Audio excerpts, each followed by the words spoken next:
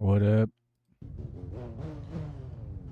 Oh, big chilling today. Not doing much. Just gonna be driving around. If you guys want to come in and hang out, come in and hang out. Here, I'll show you. Let's see if I can pull this up.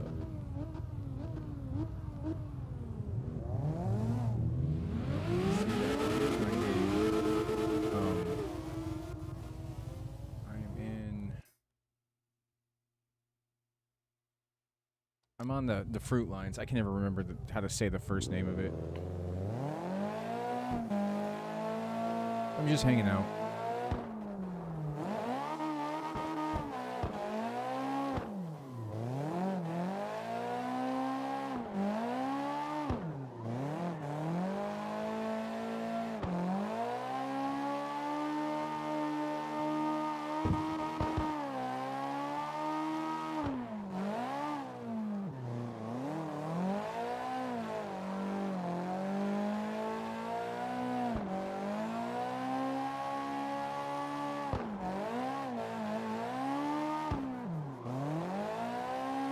Just hanging out, not doing much. Oh man, I was following this person the other day.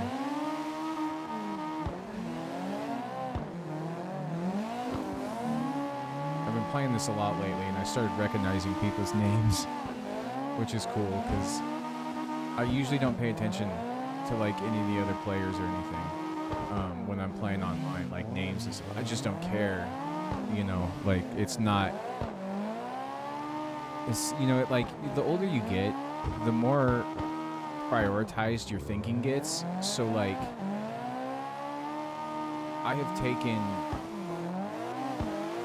like out a lot of things I used to find like important, and people's online handles is one of those things. I don't really pay attention, but I have been lately, which is cool because then I get people like this that just want to hang out, and I enjoy it. Even though I'm not, like, I'm all right at this game, but I suck at fucking tandems, like, extraordinarily bad. I don't know if it's because I'm like at 100 adhesion, or if it's just like, you know, maybe I haven't done it enough.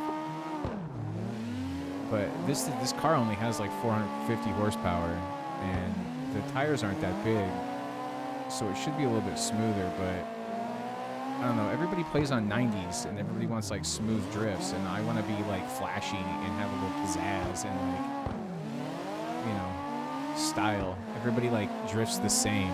It's just like it's so drab and boring.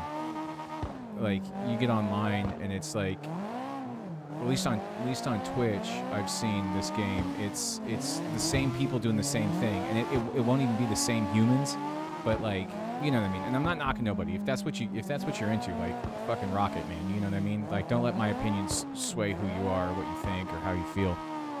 But it's funny that everybody gets into these games, just like the Division, when I played the Division and stuff. It's like, if you don't work around everybody else's set parameters, you're like not as popular, you're not as cool or whatever. And I've never ever been a follow the crowd type of guy. So, you know, it really is just what it is. If you want to be popular and you think that you need to follow the crowd to do that, like, go ahead. You know what I mean? I hope you find what you're looking for. I really do. Because sometimes that's what you have to do. Like, with my music and stuff, I have to do that. I have to, like, take my unique art, if you want to call it that, and I have to go play it at popular places where people are going to be at, so they can see it, so they want to buy my T-shirts and like support my band. I think that I'm, you know, I don't want them to think that I'm cool or anything. I want my music to impact somebody like all the music that I listen to impacts me. Like, I want somebody to be able to hear one of my songs and know that there's not just another person out there that does, you know, like there's, or let me rephrase that. I want somebody to listen to my music and understand that there's somebody else out there that understands what they're going through and how you feel. And that, you know, like, I know I'm just a guitar player, but that's always been one of my goals is to connect with like-minded people, and even like from all walks of life. I don't care. I'm not weird like that. I grew up on and around Air Force bases my whole life, so like, and I grew up in the 90s, so I don't have any kind of weird fucking, I don't have any weird, like, hatred towards fucking random people's melanin content.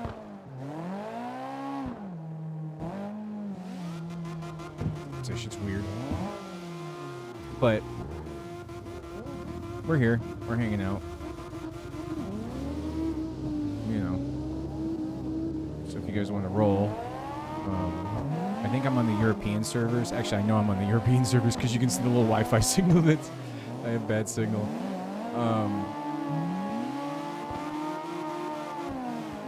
Go get up, boys! And like, I'm so bad at tandems, like, I purposefully hang back. Like, I don't know if it's purposely or if it's like just a reaction, because I don't want to mess anybody up. Like, I'm not trying to, like, you know, get in anybody's way or... Hi, baby.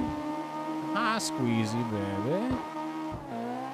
What's up, baby? Do you need a can, baby? I thought I gave you a can this morning, baby. Oh, I didn't, because you never got up, baby. I have to go feed my cat. Hi, baby. I'm going to get to the top of this hill real quick, and I'm going to go feed my cat. But, yeah, I you know, I don't need a lot from my music. If I can make a living off of it, I would be more than ecstatic. Like, I would do it for the rest of my life. If I could just pay my bills with it, like, that would be dope. I don't need millions of dollars. I don't need, you know, All I need is a Harley chopper from the 70s. I need a 240 from the like late 90s, early 2000s, and I need to go 80 miles an hour sideways. You know what I mean? Or at least sideways at all. Like I have a house, and it's good enough for me. I don't need nothing extravagant or lavish or anything like that. I just need a place to hang out, you know, keep all my stuff. I wish I had a garage. I have like a carport, and like if I had a garage, all the stuff on my carport would be in the garage, organized. Now it's just like in my carport.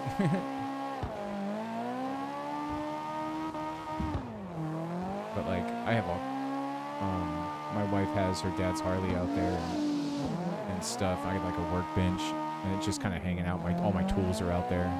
Like I have a 3-tiered toolbox and a like one of those Matco carts, overpriced, fucking hunks of shit, sheet metal. You know what I mean? Overpriced hunks of sheet metal. Every time this corner. Ah, shit.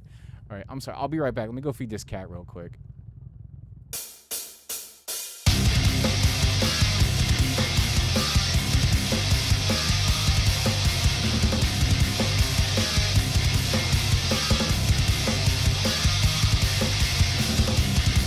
Let your tasteless words fall hollow as they bitter in your mouth. Victim side from the slaughter, you can't change how the world sees you now. A reign of terror bound by brutality, calculated ignorance pledged. The drag of hate that you incited, wouldn't it be better off if you were dead?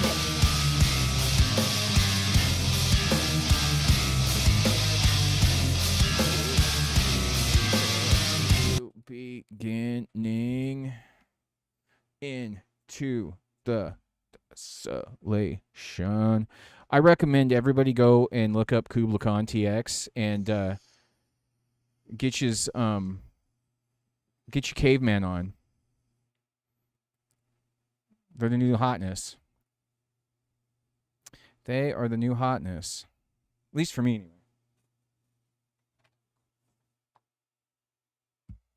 But I also have been listening to like a lot of Spite and a lot of Spite, a lot of Knock Loose. I know it's like trendy to like Knock Loose nowadays, but them boys are bad. You know what I mean? Like they're fucking awesome. And I like good authentic people that work really hard for what they have and they do everything by themselves. And like Kubla Khan does everything by themselves, and that's awesome.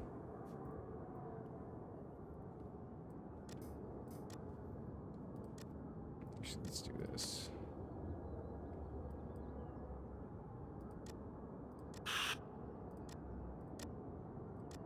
No.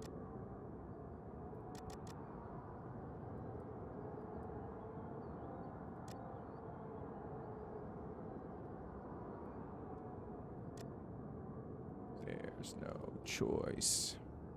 There's very few cute individuals left in America. You must think you're one of them. It's good. I mean, could you have... Okay, so if you got the carbon fiber doors, can you have them scrunched like that? I don't think so, because I don't think carbon fiber scrunches. Actually, I know for a fact it doesn't. It just breaks. I had like an old 70s go-kart when I was a kid. Well, at least the body seemed like it was from the 70s because it looked like an old dune buggy. And, like, my dad had repaired it and painted it red and all this kind of stuff. And it was pretty cool. Do they have deck? No, they don't. Let's just make it default. But, yeah, I remember, before he fixed it, there was a big crack in the nose. Carbon fiber's rough, man, on your skin.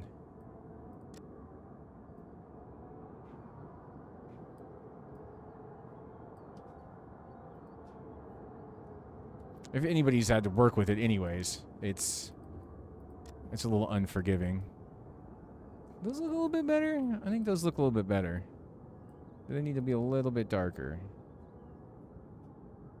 No.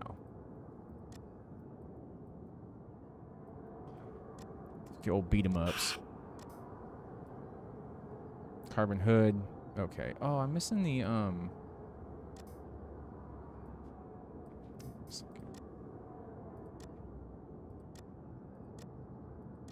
There it is. See, now the rust looks a little bit better around it. I'm sure it takes structural integrity away. I mean, it's a video game after all, so I highly doubt that that's possible. But I know that cars with no tops usually are a little bit more flexy than the other ones. Yeah, okay, so this is the one I'm at right here. I'm not going to even try to pronounce that for the little sake of sounding like a complete ass, but it's the Fruit Lines. It's one of my favorite courses. It seems like it's everybody else's too. I like Hapagara myself. Here we go.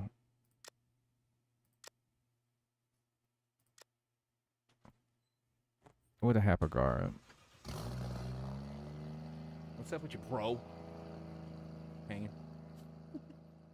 Choking. Dying. Don't you go dying on me.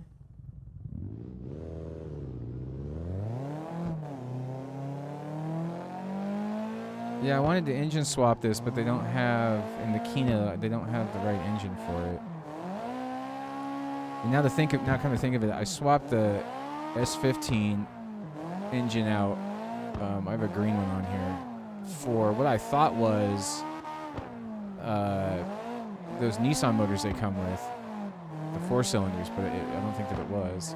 I mean, I thought it was. The last 3 digits of the engine didn't VET, the SR20 VET or whatever it is. I'm sure it stands for something. Well, whoever was here before left. I guess I'm the only one. Excellent.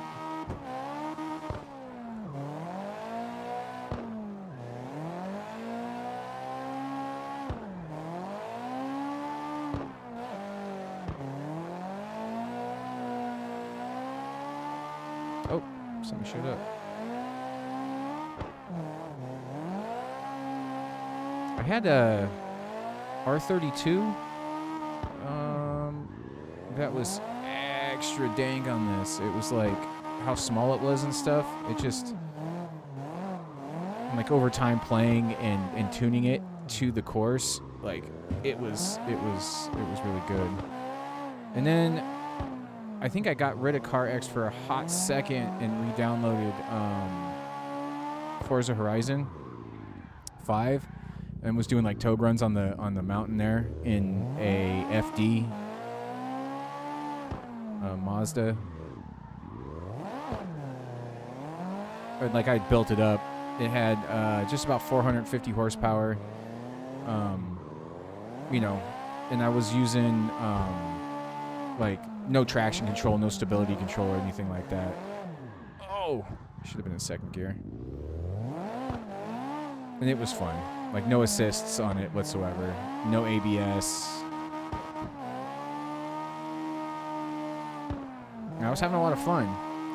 But I forgot how much fun this game was. Because it seemed like it was kind of like drying up. Like, Skater XL is pretty much dry right now. Like, I don't ever see anybody playing it. At least on Twitch and stuff.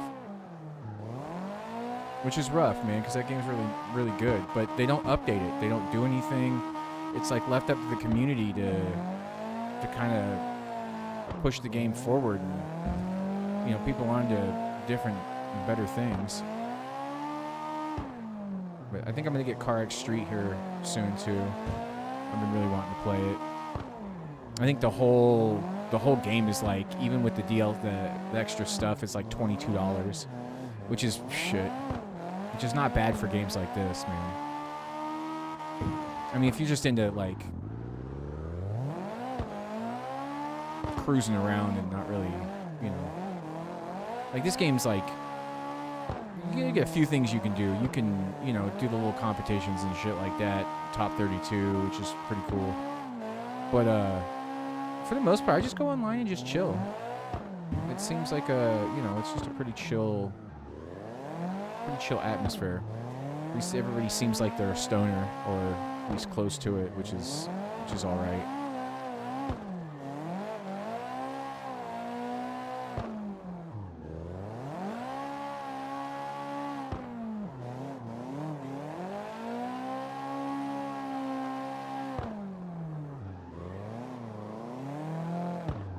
But for a while there, I was tuning my cars to like 800 plus horsepower, like 280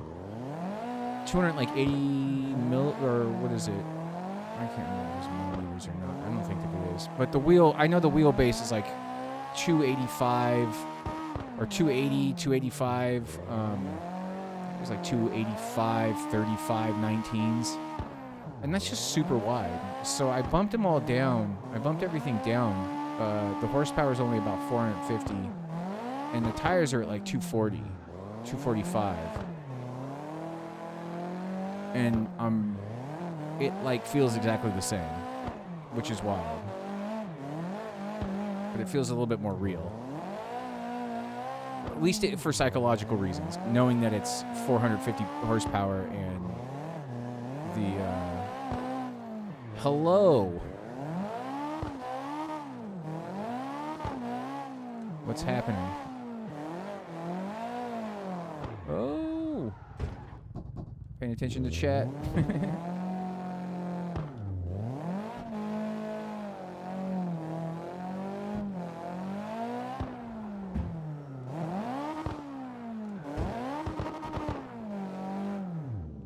Yeah, but even on Steam, this game, I've played it. I have more hours in this than I do anything else on Steam. 235, 40. No, I think it's almost 250.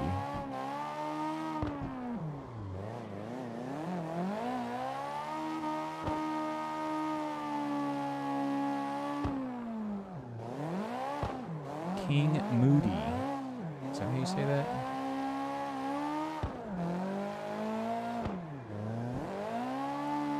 You know, I am not too sure. I don't think so.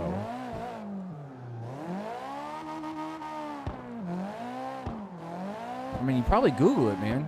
You know? But I don't know. I don't think I see anybody like with the PlayStations or the Xboxes in these maps. It's always like the Kino mod stuff. Oh.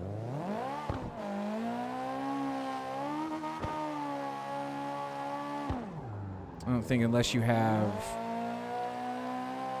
one of those USB drives. I think there's a way to mod it, but I'd be wary of those because you don't want to screw your PlayStation up and like now you don't have nothing. You know, that would suck. That'd be weird. That would be terrible.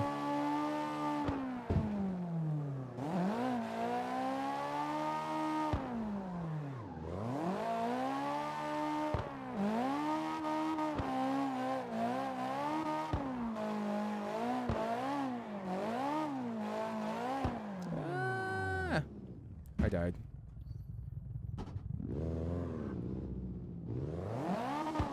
I thought there was going to be somebody here. I guess not. Yeah, see, these are tracks from the workshop. Let's back out. I'll show you. So, like, all this Kino stuff I have. So, yeah, this is all, like... I think the modded stuff.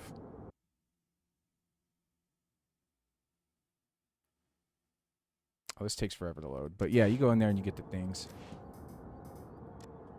Liveries and tunes. If you are not able to tune yourself, you know, there's always somebody out there that tunes the cars real nice, which is sick. Let's go back to the fruit lines and we'll see. Did I not select it? Where'd it go? What happened? It went away. They said, not today. Ass face. Ass face. Did it really just fucking disappear?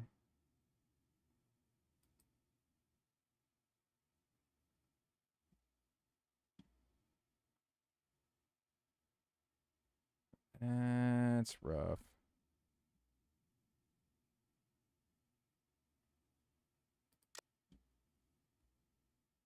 Oh, I'm gonna sneeze. Oh no. Ooh. Maybe not, maybe not. Minecraft drift? What the hell is that about?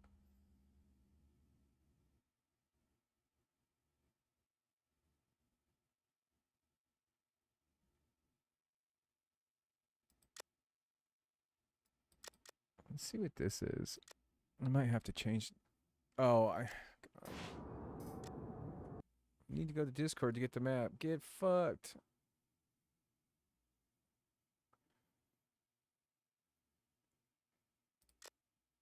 This one too, I think. No.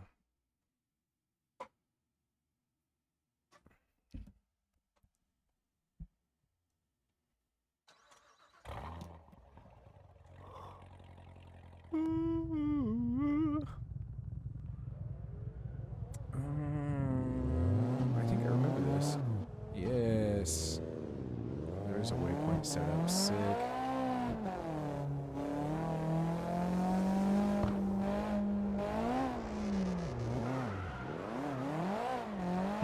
Oh, smack the wall. Gross.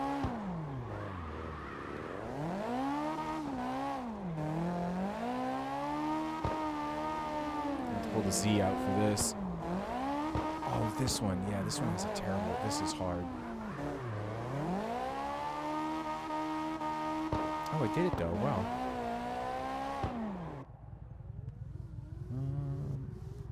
Let's actually try it in the. Let's do it. Bring the Z out in a minute.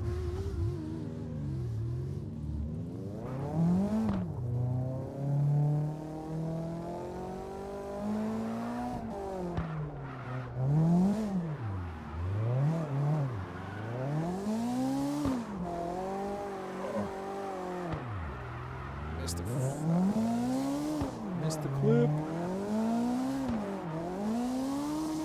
Terrible. Terrible, terrible, terrible.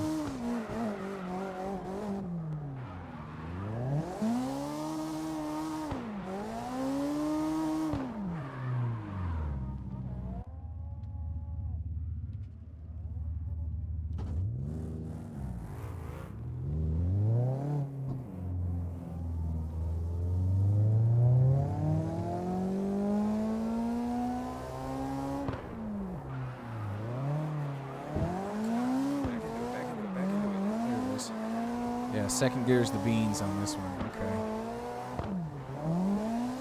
At least in this car. Push it.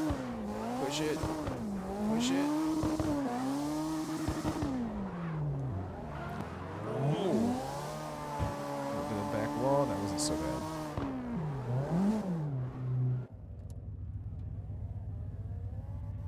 Wish I had a steering wheel so I didn't have to use all these assists and everything.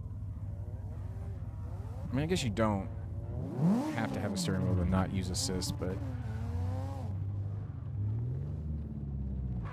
like I do that in like Skater XL. I have all the like manual catch and all that manual flips and catch and all that kind of stuff on, and it like took forever to get used to. At least it seemed like it anyways. Let's see how the Z does on this course. I can't remember. I think. Oh no, I didn't mean to do that. Chits.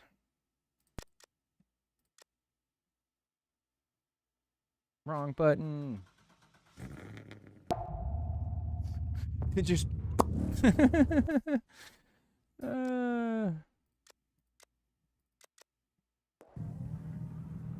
is mad nice outside. I live in Las Vegas where it's always 100 degrees. And it's not. It's 82 out.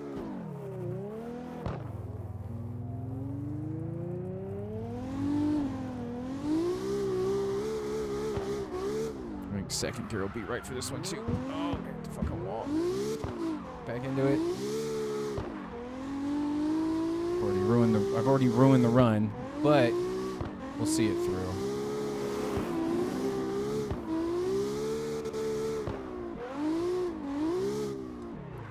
Oh, snapped it. Damn. It's a bit too much of a flick. Maybe third gear?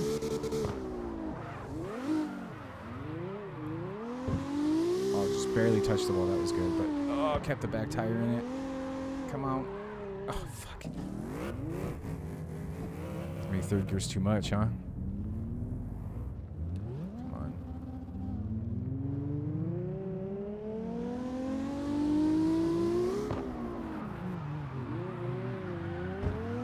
Dude, why do I come in too deep on that? That's wild.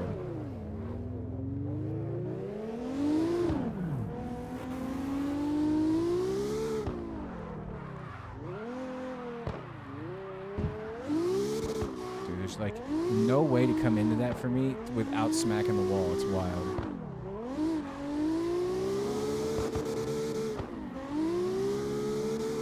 I think I'm terrible at tandems, so I don't even get in anybody's way and do it. I just practice.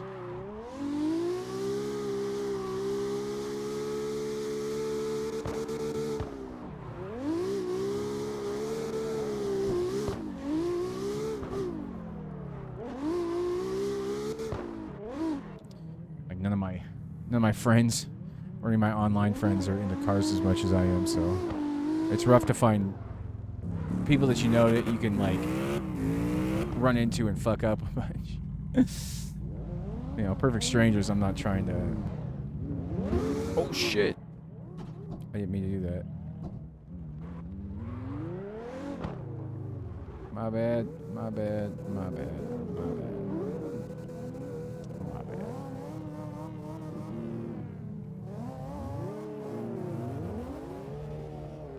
I've only ever been banned from like one or two servers before. One, I think they banned me because of my name.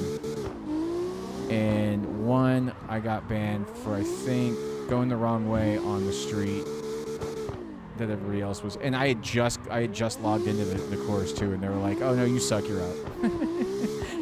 Which is understandable. It's like, I'm not even mad about it. Like, you know, first 5 seconds I'm in there, I make myself look like a goober. Like, that wasn't a bad one. That wasn't bad. I think second gear might be it if I learn how to do it right.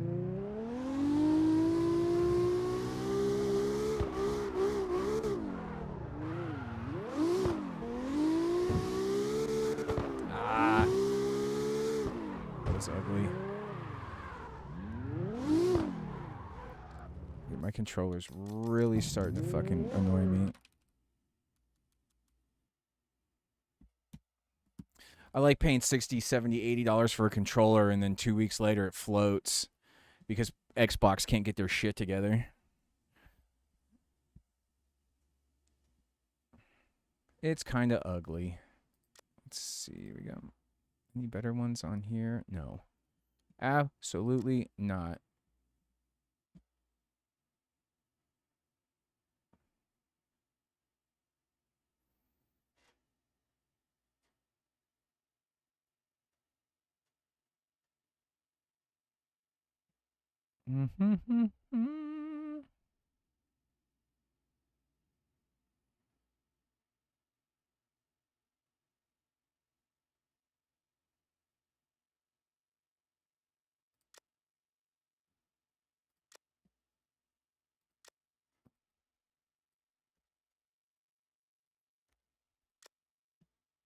Oh, God. That course was hilarious. No. Dude, this course in real life is like way bigger than it seems in this game.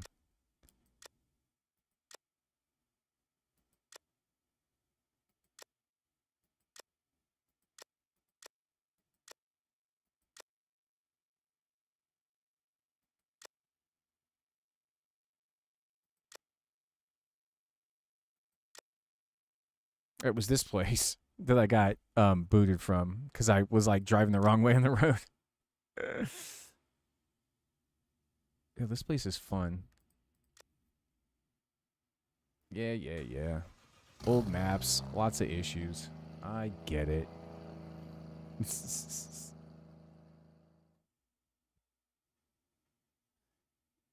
Come to next great collapse of the human mind. Logic has been lost. Hunted down. Lost. Okay. Oh, fucking. Why do I always do that? I just want to change the car. I used to have to go into the Kino mod and do it through there. Now they have it implemented in this right here. Let's go back with the Phoenix. Can I go back to the thing? Yes. This course is wild.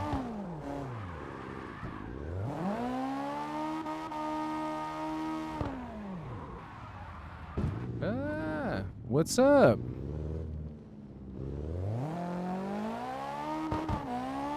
How's it going?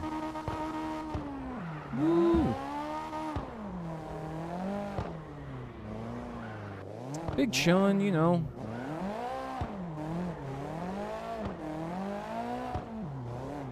My kid's got wisdom teeth coming out tomorrow. I should be starting a job soon, which will be nice. Got back on my ADHD medication, which makes me sweaty. It's fun. But yeah, it's pretty good. You know, it's good to hear. Good to hear that you're doing all right. We're doing all right, you know.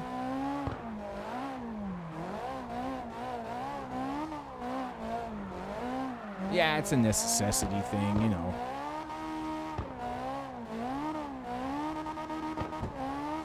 They're gonna knock him out and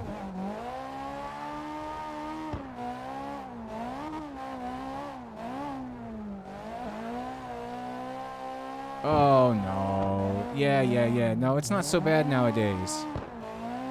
The doctor's gonna put him under, and I don't think that they're not like messed up. Yeah, I think it's just his lower ones.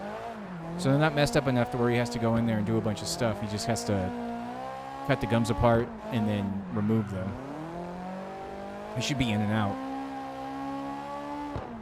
My oldest stepdaughter had him taken out when she was 16, all 4 of them, and she did really well, and she's a big wuss, so I just keep telling them that. I was like, dude, if Tristan could take it, man, you'd be all right. But he got braces put on, you know, so he's been dealing with that. I think we're about a year in now, so which is cool because he should only have him for another year. Yeah, it's pretty right. I never got mine taken. I didn't have to. I guess my head's big enough. My jawline was, my mouth or whatever, you know.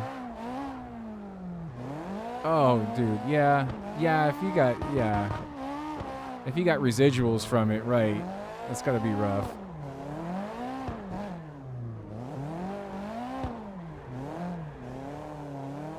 I don't have any kind of hospital trauma stuff.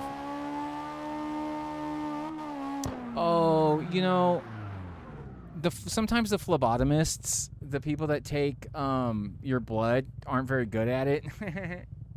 Or like your veins are a certain way, right? Like my wife has pretty tough veins and tough skin, so they always have to poke her like 2 or 3 times. Where they like my veins are like big and like noticeable, at least when I don't have the tattoos over them or whatever. But like they just plug one right in, like my hand, like you just plug it right in and no problem.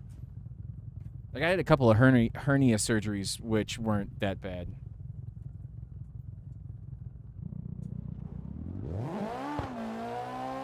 Dude, the last one they had to blow me up with gas and they blew my sack up. It was hilarious. If you ever get the chance, Yo.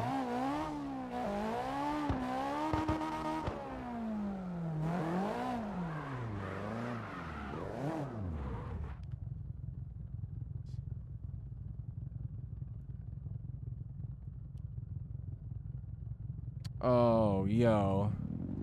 That's rough. You'd think the medical professionals would be a little bit more compassionate about why you were in there.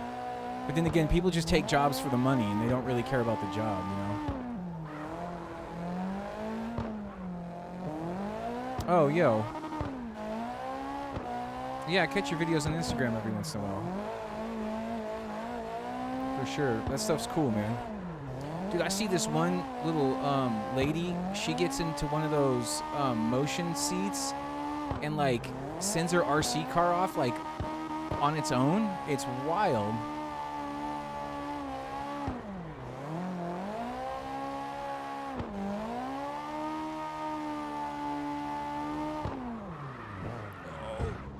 Dead.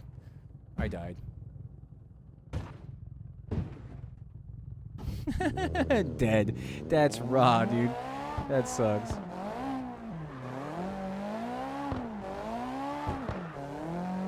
Yeah, she gets in her little seat and it moves around, right? And then she just sends this thing outside and it just goes off on its own. Well, I mean, not on its own. She's driving it, but it just sends. She just sends it. It's hilarious.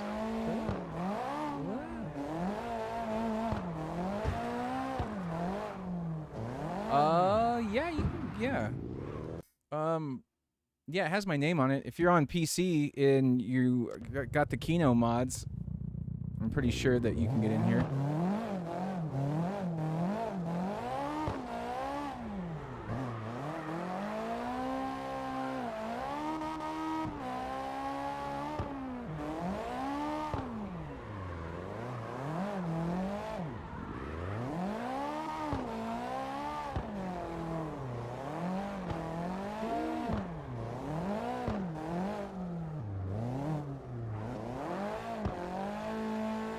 Oh, yo, that's dope. Oh, shit.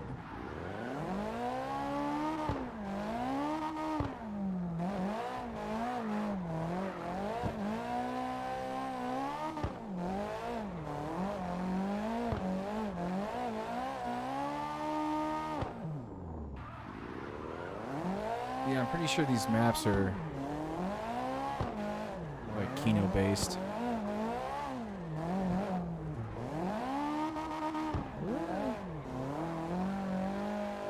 Sick. Oh, there it is. Maybe we don't need Kino. Haha, that's dope.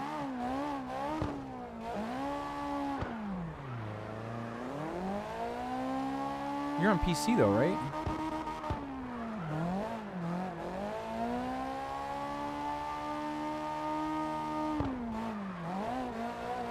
Oh yeah, you gotta like drive down that road and come into the thing. Let me see if I can fly over there and see where it's at. Yeah, there it is. Yeah, okay. Yeah, there'll be a left turn up here into the place right here. Yo, I did that the first time too. I had no idea where I was going.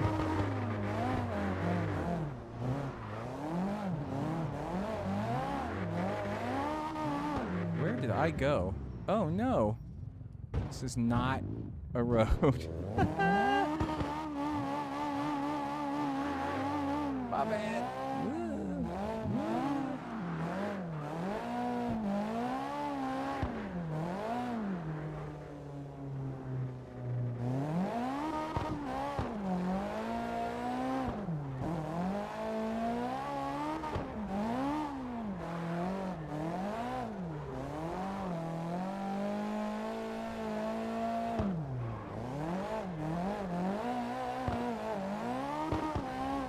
Oh shit, right?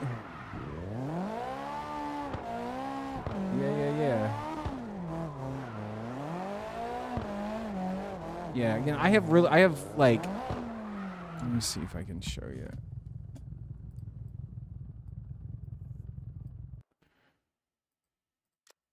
Yeah, I'm only at 450 horsepower. And my wheels are kind of small too, or my tires. Well, I guess wheels. At full,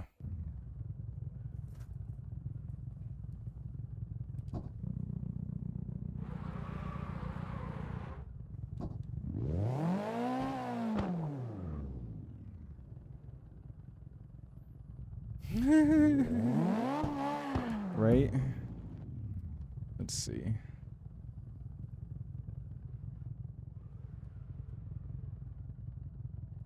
Where? Oh, there it is. Okay. There we go. Dropping out of the sky. Oh, yeah, that's the new one.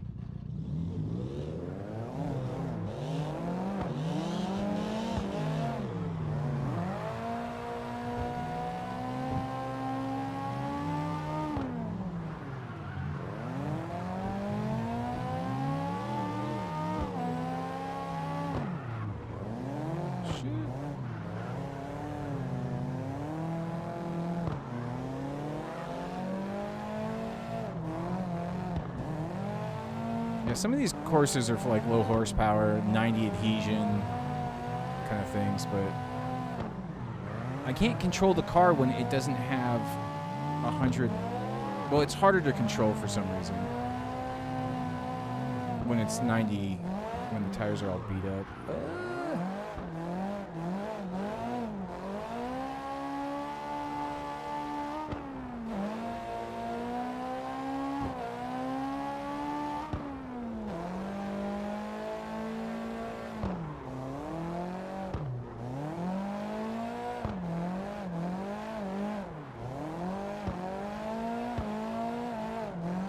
Big corkscrew.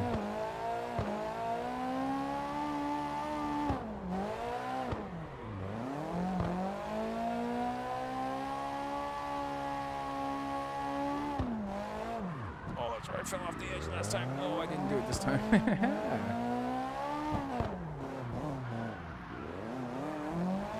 Yeah.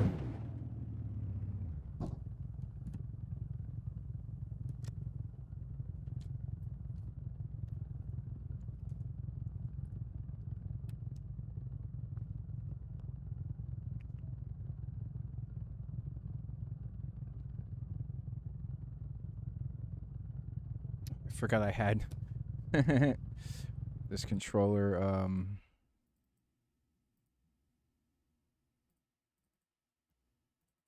This controller mask. I wonder if I can change it.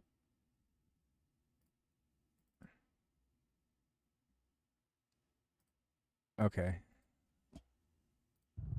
Where are you? Oh, I think I can. Hold on. In here.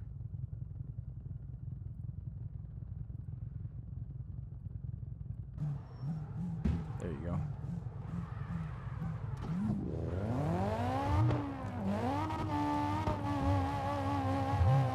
The Miata.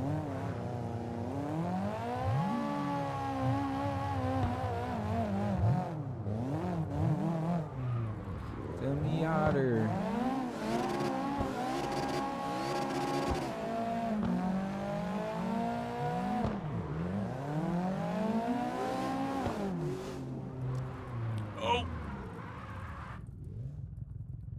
Rip.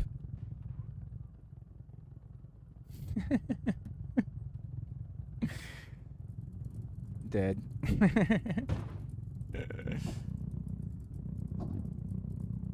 Yeah, I think we're going backwards.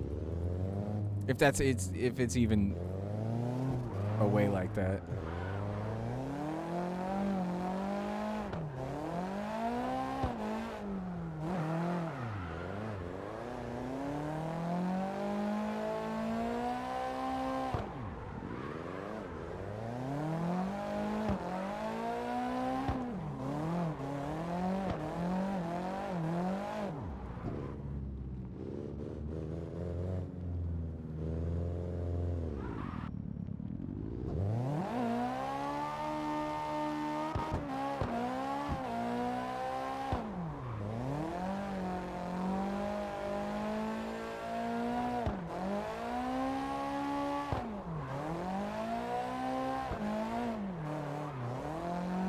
the corkscrew. Went the wrong way.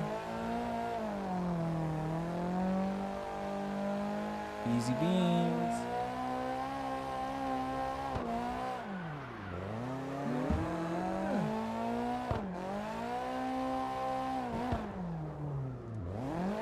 Careful, this turn right here you're about to come up on is the same one you just fell down.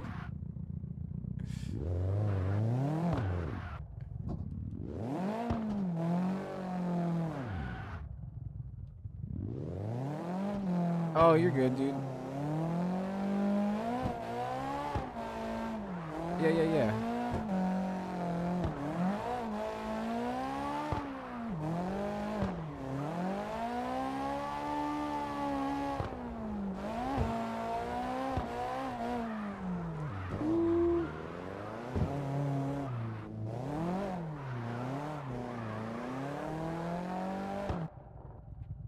Easy beans. What are you doing, baby? What are you doing, kitty babies? Hey. Big old baby.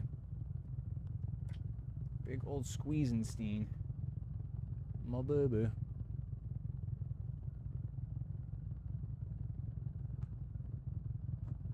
What are you doing with your face, babes? Yeah? Big old Mickey Mousin' face? Use big old meowsin' face. The old Skins face.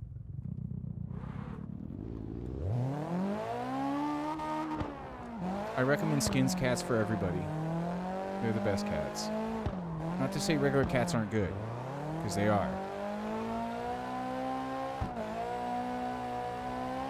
But for some reason, Skins cats and polydactyls are the best.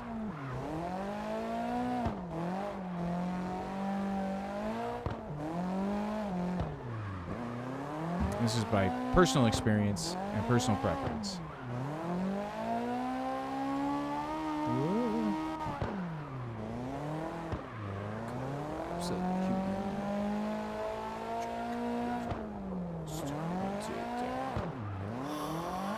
Oh, into it.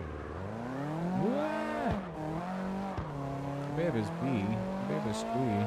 Hi, baby.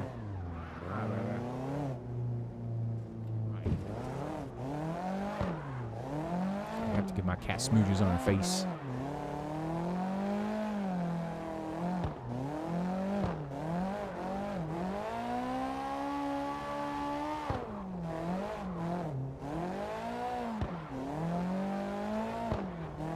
Through the gas station.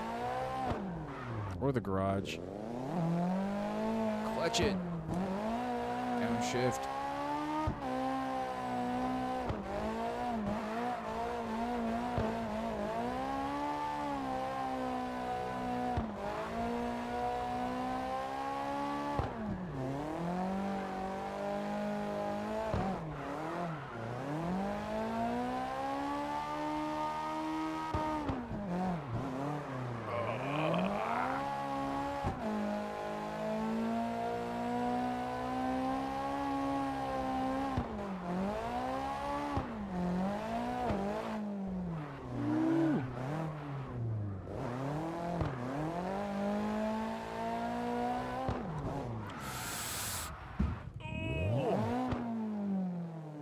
Stuck?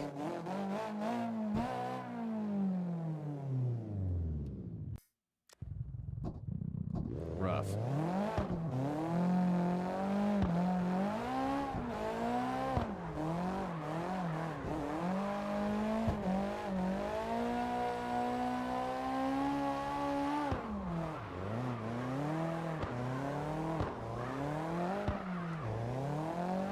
That's funny.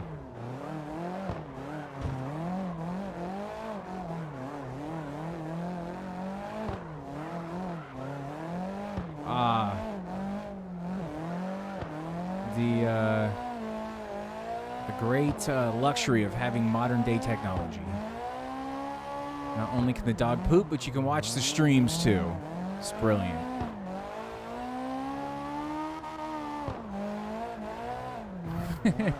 Well, either way.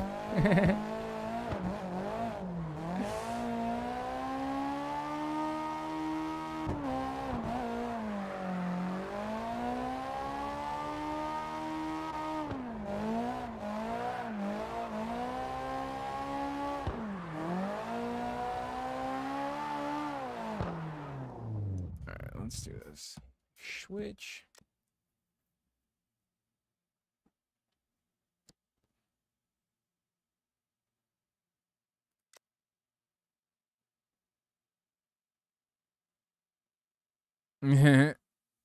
Dude, I watched a video of a bulldog yesterday. Or not a bulldog, a pit bull on one of them off-road one-wheeler skateboards that have motors in them. This dude, okay, his owner's following behind him, right? And he's like sees this cat. Like the video starts off with him at this cat. And like he like pulls away from the cat on his little board, right? And they go around the block, and the guy like signals to the dog to like turn left. The fucking dog turns left. Dude, it was so wild. And he gets back to the cat and like is messing around with the cat on the board. And he's like, dude, it is so funny because if he wants to go faster, he just leans his little head forward and he just goes a little bit faster. It was great. Yo, yeah, it's freaking wild.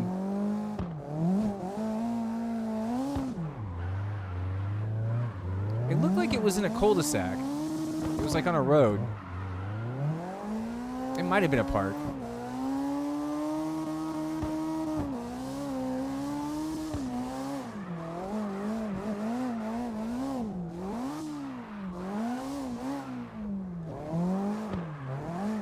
Yeah, it's wild. These dogs are on these, like, you know, these motorized skateboard, and he's actually like using it properly. Like, it's so funny. Yo, I mean, even the skateboard and bulldogs are hilarious.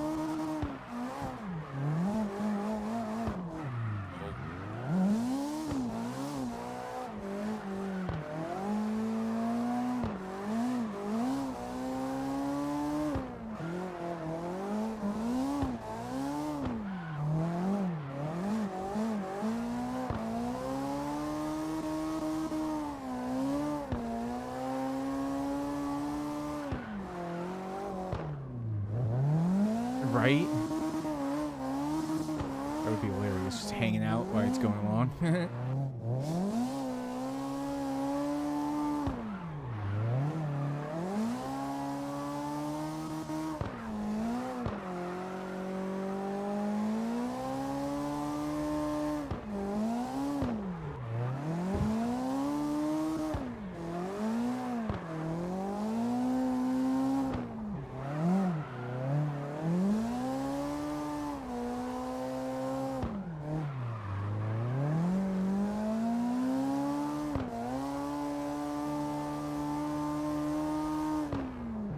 Right? So you can cart him around. That would be cool.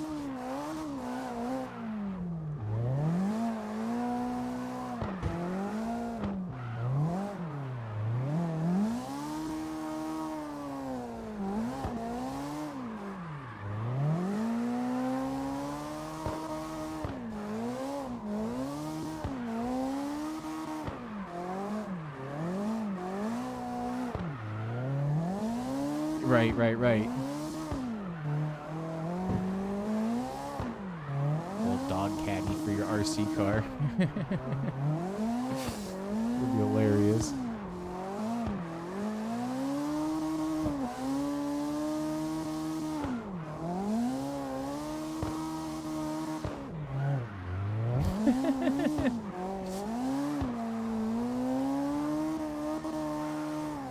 Oh man.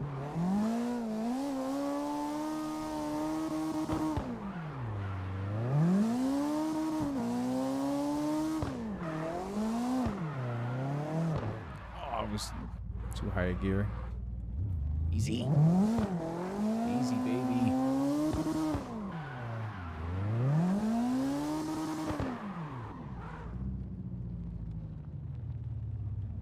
It's great collapse of the human mind.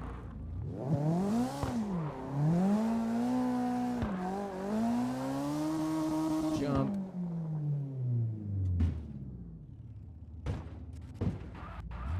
Neat.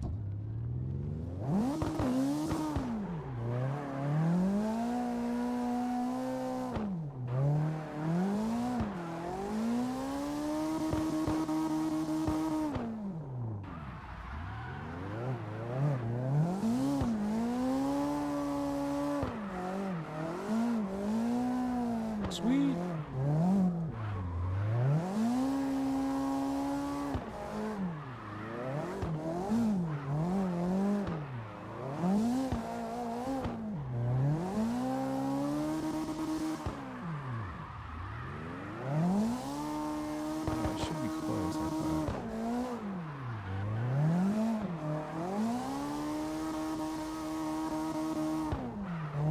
To see a dog going that fast.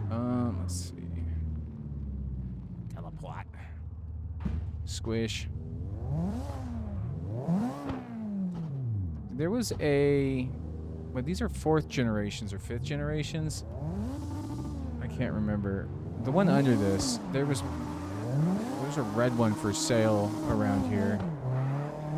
And I was hoping I would get this job soon so I can go buy it. Guy wants $8,000 for it.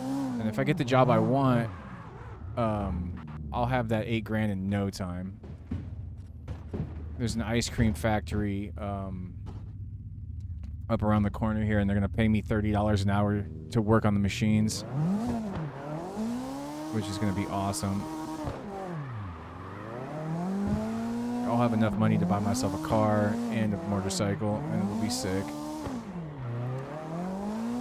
Here's to hoping, anyways. Because I also have another job lined up. It's like a retail shit job. Just as the sake of like having something that makes money. Because like I'm used to making upwards of $20 an hour working on cars, and I refuse to work on cars professionally. Because between the shit-heel idiot customers that don't know anything about their cars and want to blame you for everything, and to the childish mechanics that can't actually, like, be honest, I can't do it. So I'll go work for, like, an ice cream factory fixing the tubes and the ice cream machines. What happened? There it is.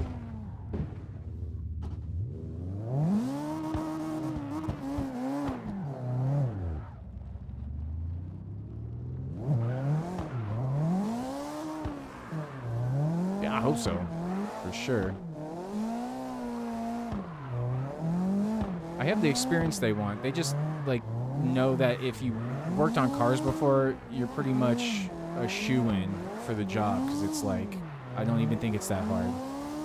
I know when I was going out for the maintenance mechanic at the airport, dude, I was watching these guys making an ungodly amount of money doing next to nothing. Like, you know, if you're making that much money and all you have to do is huck around 2 wrenches, you've got it made. But I'm glad I don't work there because all those guys were pompous. Well, at least the ones that weren't friends with my dad anyway. Like, there was this young kid, he was like my age, and he was just an arrogant prick. And, like, don't get me wrong, you know, like, that's cool and all, but when you're a $120, and you got arms like fucking sticks, like, I wouldn't be talking shit to somebody that's bigger than you. Especially the way he was. But it was okay. Because I know people like that are usually insecure, so. And I don't have that problem. I don't have insecurities like that. I don't have to punch down on other people to make myself feel good.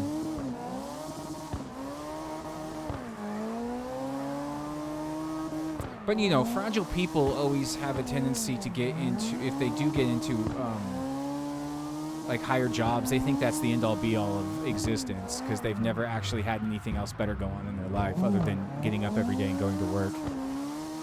It's fucking wild. Oh, no! Oh, no! Oh, no! I did it. I died. You do what? Oh. Oh. Oh, wait. I'm back.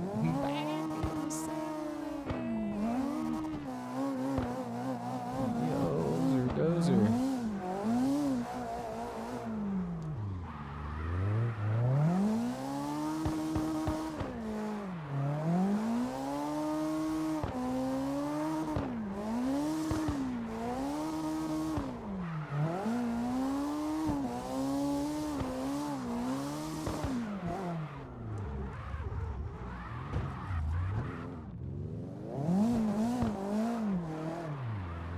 And it's funny too because my dad said the same thing about the guy.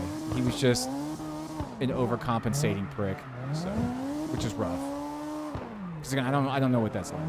I don't have an ego. I don't have to worry about what others think of me. Like I have that. I don't know why, but I have that luxury of not caring what people think about me. I don't know where it stems from or where it comes from, but I've never been like that.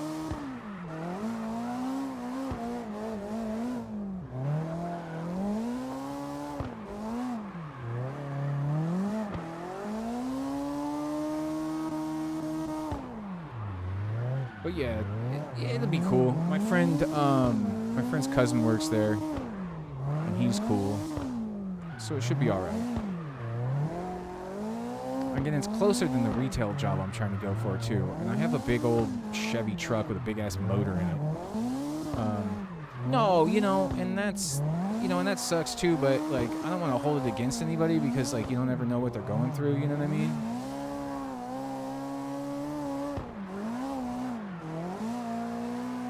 But it's gotta kind of suck to not be that self-aware where you don't understand that the shit that's going on in your life makes you act a certain way towards others, which is wild. It's no bigs. I mean, what are you gonna do?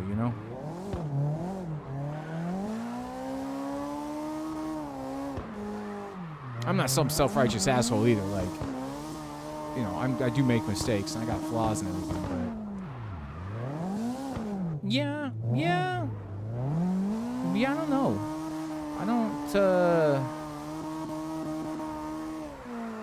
I couldn't tell you some of my insecurities. Like...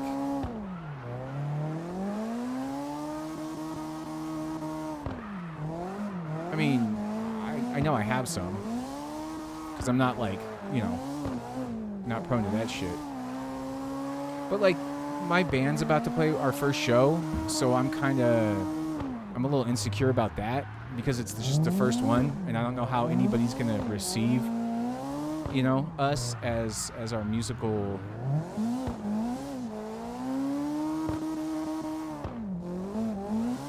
well, yeah, that can be rough, man. I know how that is.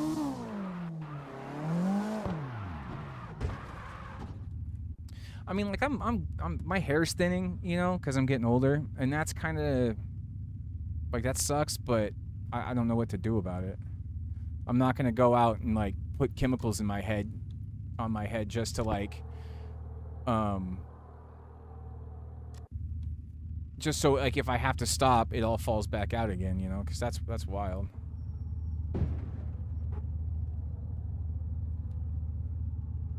Oh well. Maybe you're just not hooking to the right ones.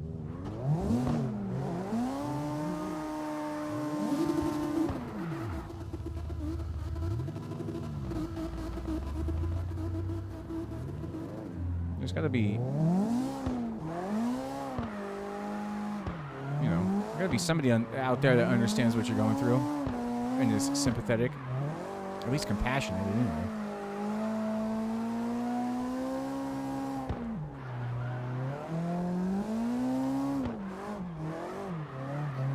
It's all like fixable too, man. Like, which is kind of cool.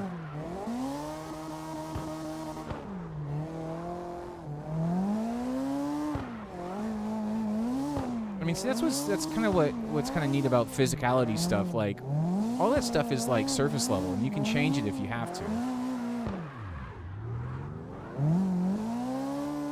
Changing teeth and stuff like that's expensive if you don't have insurance and all that kind of stuff, but.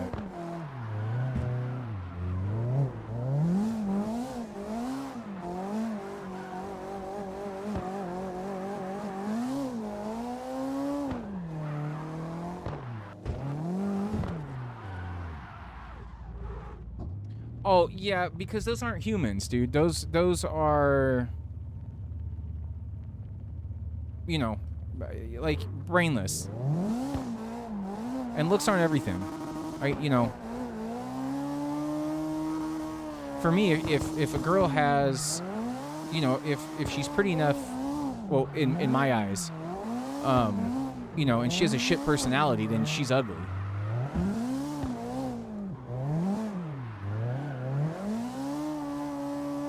Like, I can find a girl that's on the same like look spectrum as me, hard 6, and if she's cool, man, I'm into it. You know, like there's this girl I went to high school with. I was friends with her most of high school, and she was one of the cheerleader chicks. I didn't ever hit on her or anything like that because that's rude, but she was always just the nicest person ever. She like just always nice.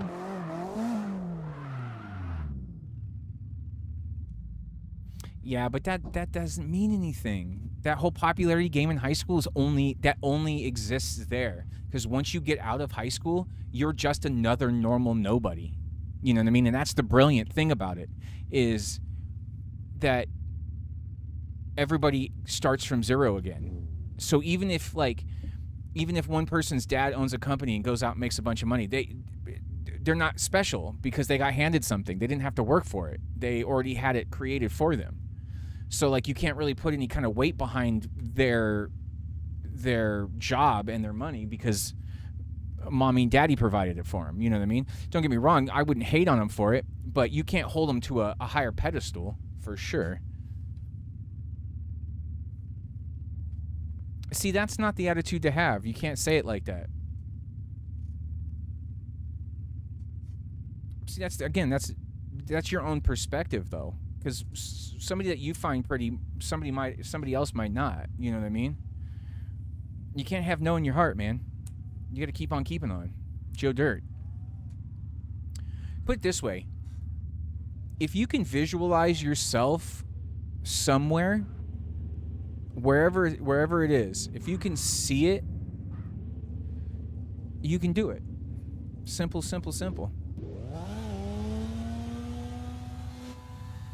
It doesn't matter if it's with somebody or like an object or a person or a place.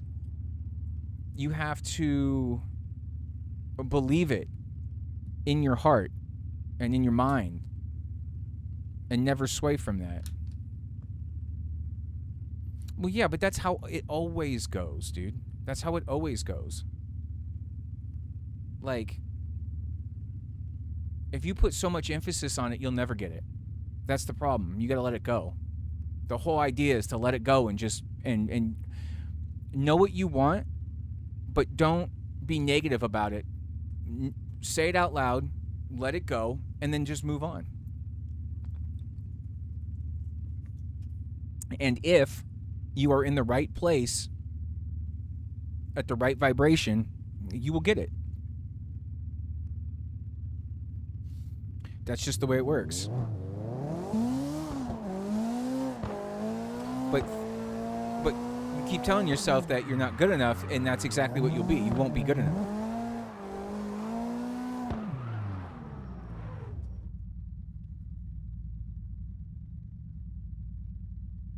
Well, yeah, because it's school, man. And school's not real. Those popularity games they play in school aren't real. None of that's real. Yeah. No, yeah, I get that, dude. I was a skeevy, skateboarding stoner kid that was angry at everything and had my middle finger stuck up in the air all the time. You know.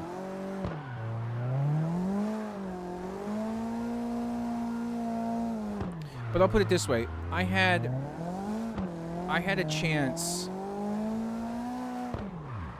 to be with somebody super popular in school, and we started hanging out, and we started just partying and stuff at her house and stuff.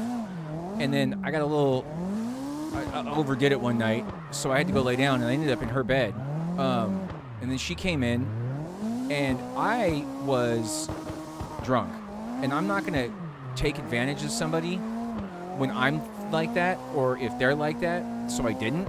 And then she got super mad about it because it was like she had this idea of who she was in her head, and I stuck to my guns. I didn't sway just because she was fucking popular or pretty or anything. She ended up fucking dating the guy from 30 Seconds to Mars. No. What was that douchebag's name? Not 30 Seconds to Mars. Maroon 5. But, I mean, that's a shallow existence. That dude's shallow. It's all shallow. You know what I mean? It's not real.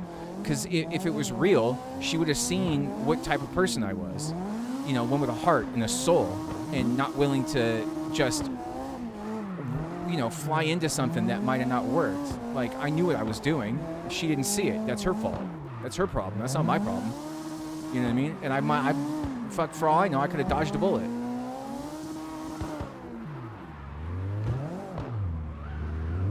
But I haven't had that many opportunities in my life to be with somebody like that, so I don't really give a fuck.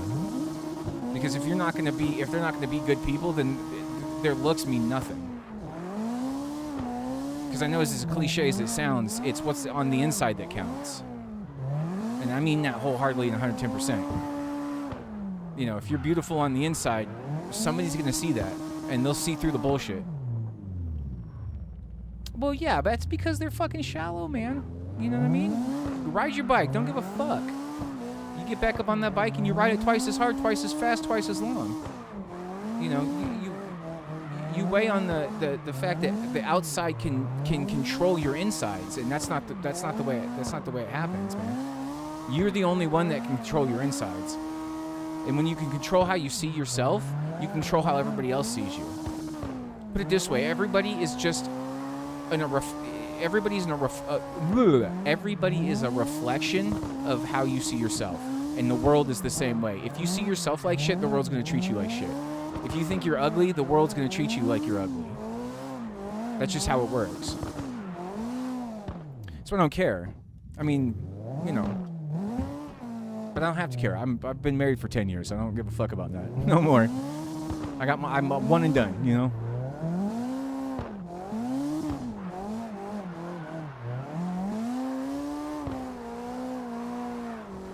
You know, and the most popular kids at my school, bro, they're still working just menial jobs, just getting by. They didn't have anything going for them except their physicality.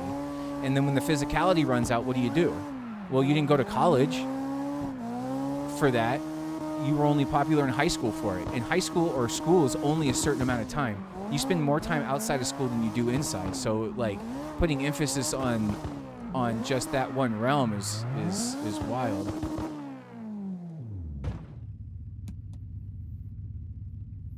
They just don't care. Popularity guys touch their asses on accident, and then that's it. It's accident. Yeah. That's the way the world is, though. That's the way the world is. You've seen Tokyo Drift, right? When Sean and that kid get into that race and he crashes that car, and the cop tells Sean that he's fucked and Ken and Barbie are off easy because they got the hookups. That's just the way life is, man. You know what I mean? You can't use their way of acting as a standpoint for the way shit is. You know, you're there out of a necessity to get an education. You're not there to you know, be popular. Because the popularity game is a sham. It's a farce. It's not even real. It's made up, just like time and money.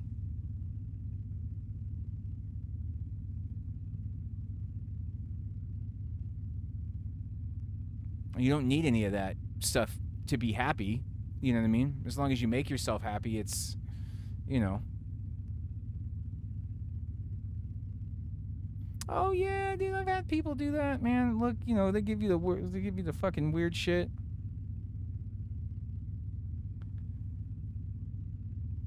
Yeah, because that's not how you do it. You don't just walk up to somebody you don't know. You have to become friends with somebody first. You have to put the work in, the time. You can't just connect with somebody off of looks. That's not a real connection. The real connection comes from the friendship that you know, harvest over time. You know, just find, oh, pretty girl, want to talk to her. Like, that doesn't do anything. That's just a pretty face. You know, her personality's got to be shit because everybody's always told her she's pretty her whole life. You gotta find one of the. Well, yeah, okay, but you still gotta find somebody that's into the same stuff that you're into. You know what I mean? Like, if it's not music or riding your bike or your RC cars or whatever, like, you know. Dude, when I was in high school, it was from 99 to 2003.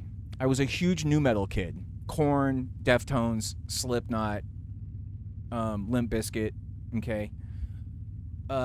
They weren't popular at first, but then they kind of got that way, but none of that ever affected how I felt about myself. I like who I am. I mean, I might not have, you know, like you said, with the teeth and the stuff. I got some bad teeth. Like, it's, you know, it's whatever. But I'm not going to let a flaw or two of mine define who I am on the outside, because everybody has flaws. Just because they're pretty on the outside, that does not mean they're pretty on the inside.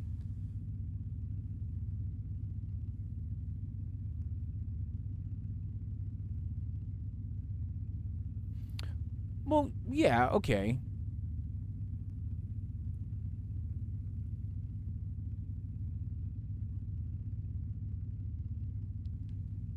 Yeah, dude, my singer's kid has the same problem. He's like 6'2", has really long red curly hair, and it's like really long.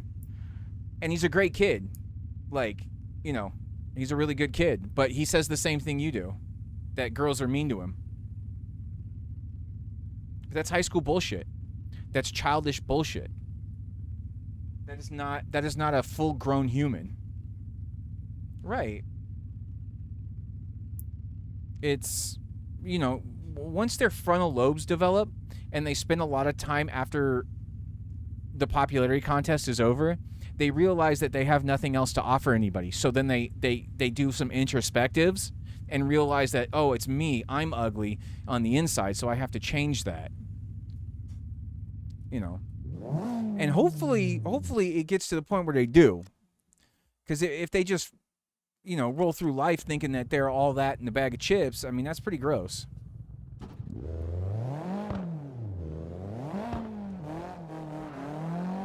I mean, don't get me wrong, like, I have to be physically attracted to the person to take the next step, you know. But I mean, even if, like I like people that take care of themselves. I like people that shower on a regular basis, because that's what I do. I take care of myself. I shower on a regular basis. Like, I don't plow my face with, like, a bunch of nasty food all the time and, you know, make my skin look bad and all that kind of stuff. Like, if that comes, that's just all natural. Like, I don't do it on purpose.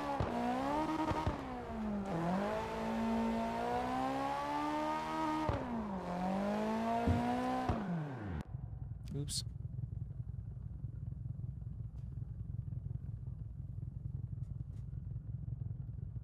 But everyone tells. Yeah, it doesn't matter. It doesn't mean nothing. You're still putting emphasis on it. Still doesn't make any sense.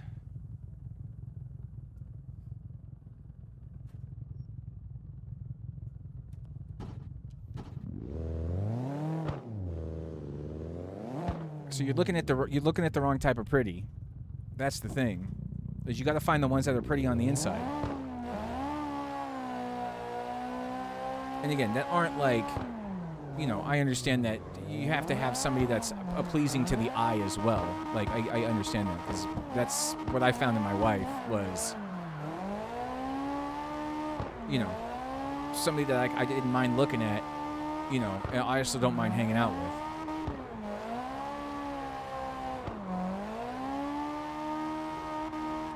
But I have a certain type, okay? My wife fits all those. She checks all the boxes of like the type of person that I'm into. I mean, from her physicality to her personality, it's, you know, she like is my perfect person. And that's, again, that's rare. It's rare. I mean, that's not that rare, but it's, you know.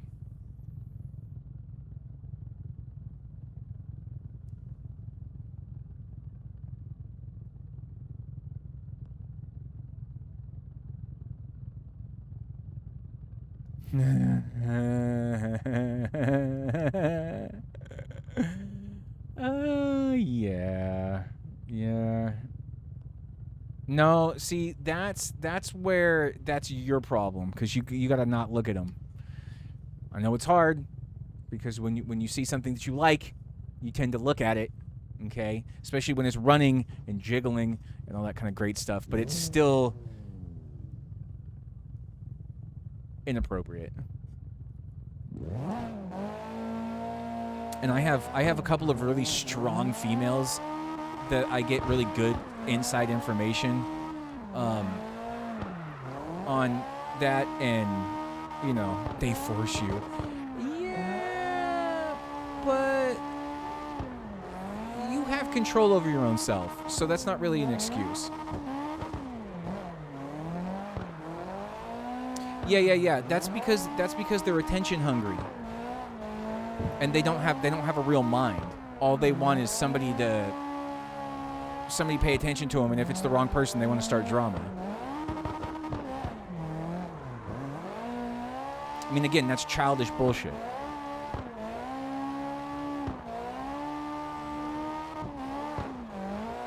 It's like, oh, crap.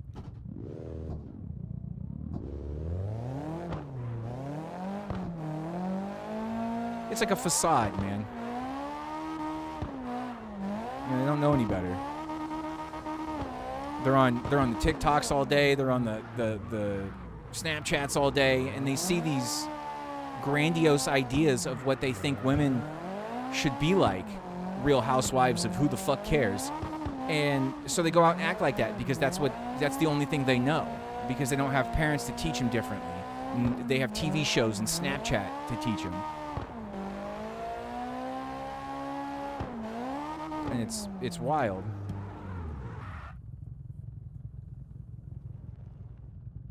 Speaking of ye wife,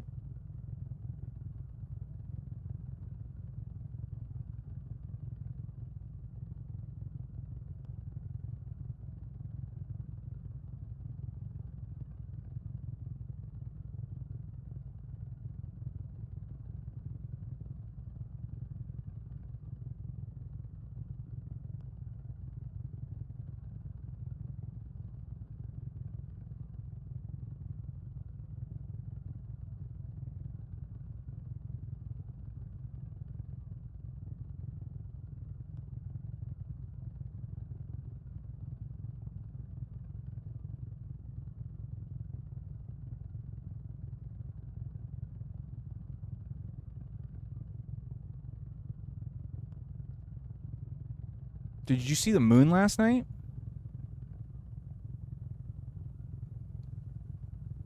Moon last night was wild.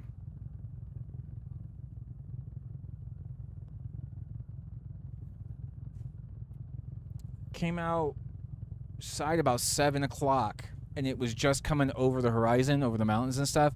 Man, it was so big. I've never seen a moon that big before. It was wild. Especially this one in my class. She talks too much. Just too much. Yeah. Make fun of you randomly. I got a new class, and she said the first day, "Why am I still in this class with you?" Again, that's her own security. That's her own insecurities playing out. She's projecting.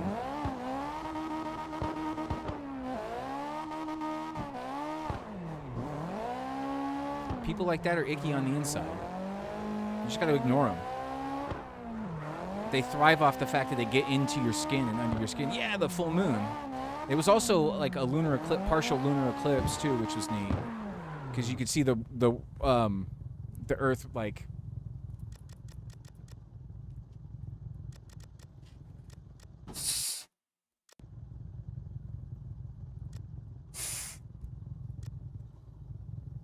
My right stick is floating. I need to take it apart and fix it.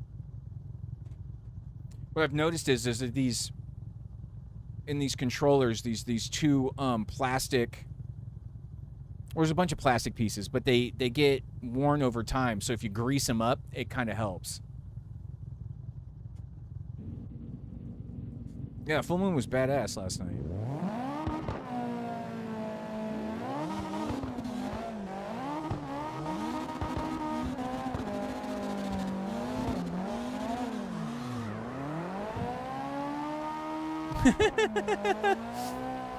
And away you go.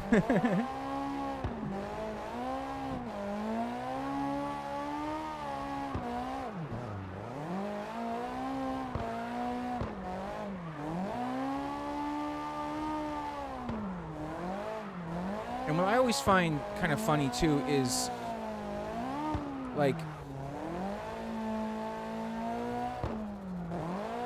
the real girls, like the real ones, the ones you want in your life, are usually in the last place you expect them to be, and they can doll themselves up just as good as all the other ones, and that's great and everything, but they don't, because they don't have to. They don't feel like they have to. You know what I mean?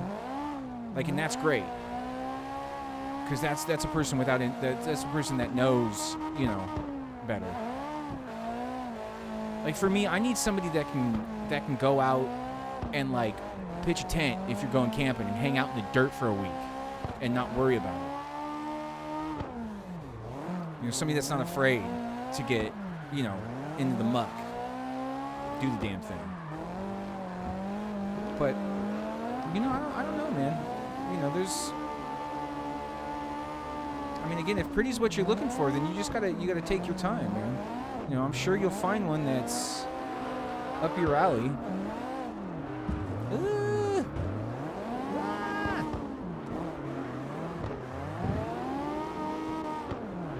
Sir, you came at me hella hard, Mr. V-Dub.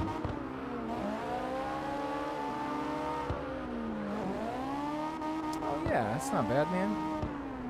I haven't had very many girlfriends. That's a good thing. It is a good thing.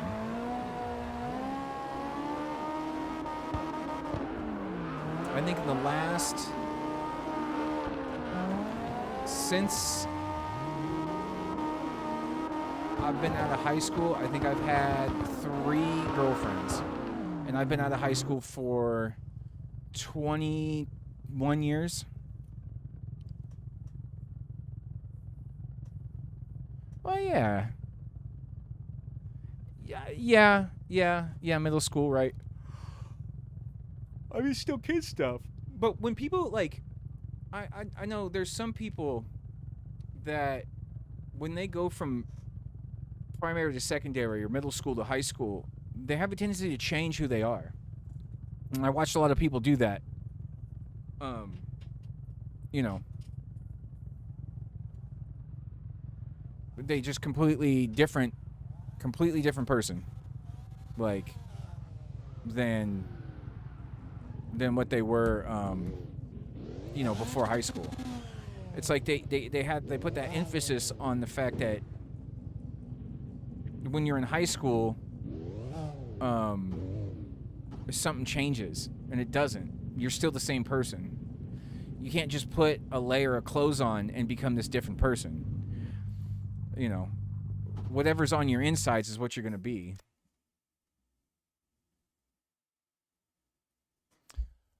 Let's see. Let's do this. Big junk. Big junk.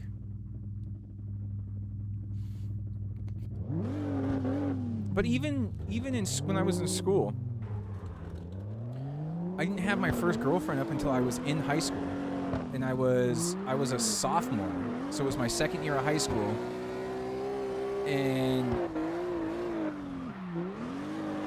I think I had one more girlfriend after that. But again, I didn't care. I never tried. I didn't, you know what I mean? It just happened. But I think that's the key though is drop the want and drop the try. And if it's going to happen, it's going to happen. And you got to understand that it will happen if you want it to. You got to see it. You got to believe it. Visualize the win. Jesse, visualize the win. That's the second reference from a Fast and the Furious movie in this conversation. I would like to pat myself on the back for that.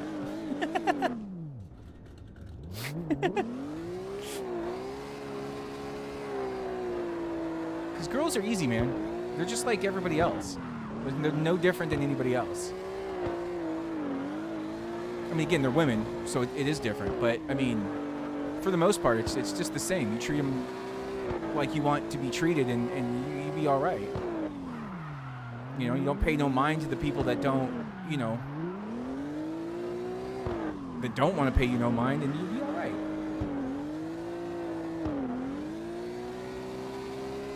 I know, because me and my wife got together a short period after I had got out of a really long relationship, a real bad, toxic relationship that I was in for a while. And after that, I was like, I am not out to date anybody. I don't want a girlfriend. I don't care. And it showed up on my porch. And it's been 15 years. We've been married for 10 and she still hasn't left. So...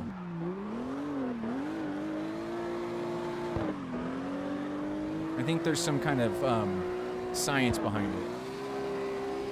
Or if you truly let go, you know it in your hearts of hearts at what you want, but you let kind of fate and just handle it for you, knowing that, you know, everything that happens in your life happens for a reason, and it's all perfectly set out to help you get to the next stage. It's hard sometimes, because I believe that, and it's still hard for me to implement it in my day-to-day. Like with this job at the ice cream factory. Like, I could get antsy, I could call the guy a couple of 100 times or whatever. I could do that, or I could let it play out. You know, I did what I was supposed to. Now there's nothing really for me to do other than just, you know, leave it in the hands. And I'm thinking to myself that I might have to get this retail job for a couple of weeks before they even call me, and then I'm gonna have to skip out on this retail job, which is fine, because so far I'm already over it.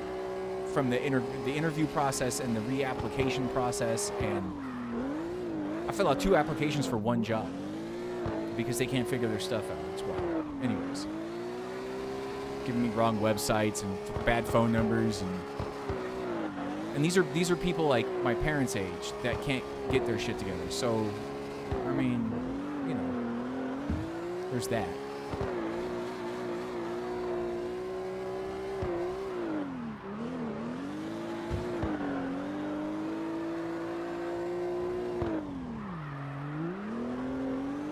Even my singer's cool as shit.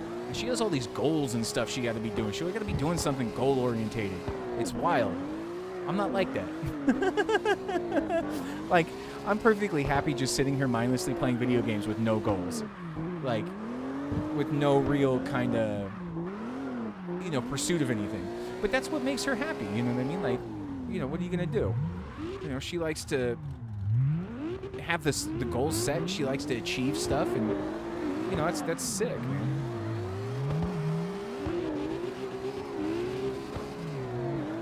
I'm an underachiever, you know. I'm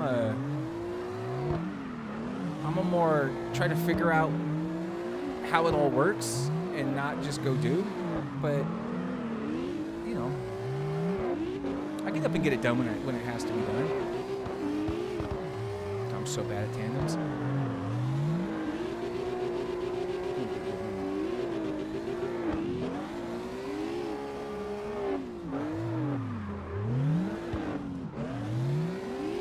Update on Beam too. I got these big like F550s now on there. Oh shit, my bad. I whacked the bridge.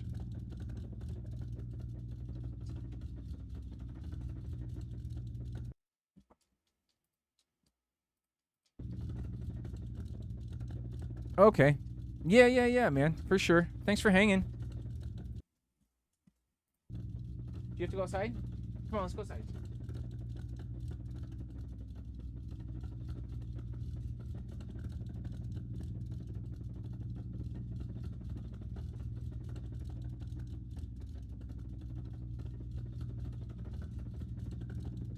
Yeah, have a good night, man. We'll see you. Yeah, it's nice, yeah. I'll be right back. I'm gonna go let my dog out.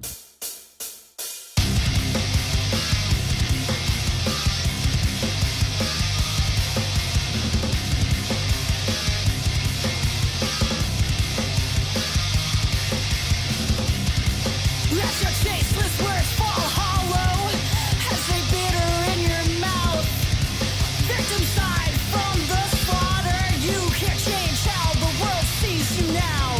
A reign of terror bound by brutality, calculated ignorance pledged. The drag of hate that you incited, wouldn't it be better off if you were dead?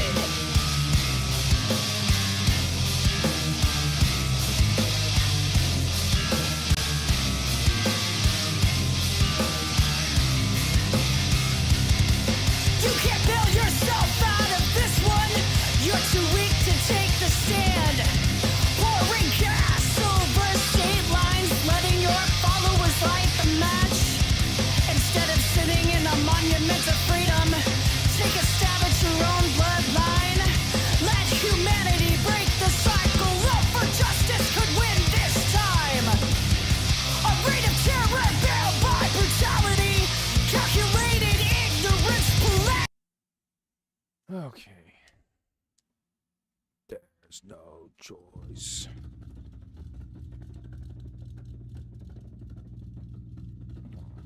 Yeah, you know, the human body and the universe work in a funny way. It's like your brain is a transmitter. And when you think things and you really set it in your own mind that that's what it's going to be. Like, for me to get this job at the ice cream factory, I've been kind of visualizing what I'm going to do with all the money I get from said job, what I'm going to be doing in that job, changing the stuff. I'm trying to put that signal out there so I can pick up on it and actually get it. But we'll see what happens. If it doesn't happen, then it wasn't meant to be. You get bent out of shape about it? Nah. Manji. Mommy G. Mommy G.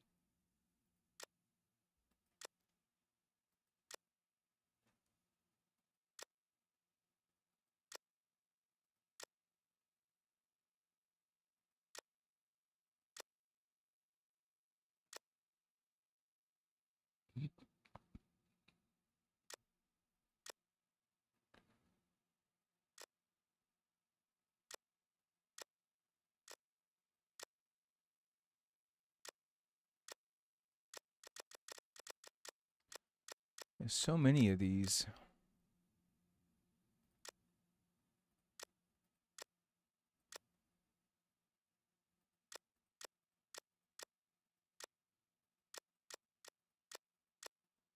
Let's just do Hapagara. Let's see. Did I go past it already?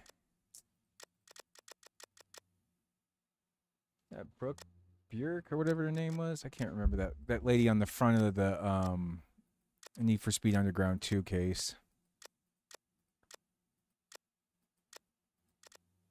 I'm gonna say her first name was Brooke, but I can't remember what it was.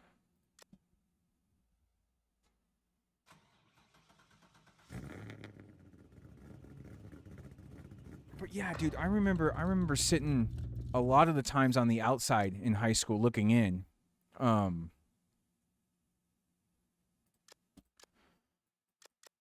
And seeing everybody play the game. And it was really funny to me to like watch these people just act the way they thought everybody else wanted them to, instead of just being their true authentic selves. And I think being your true authentic self gives you the ability to vibrate at a higher level, and you know. But then again, it's all kids stuff. It's just kids stuff at that point. But you know, and that's what's kind of funny too, is you see a lot of those people never get out of that, like out of that high school thing.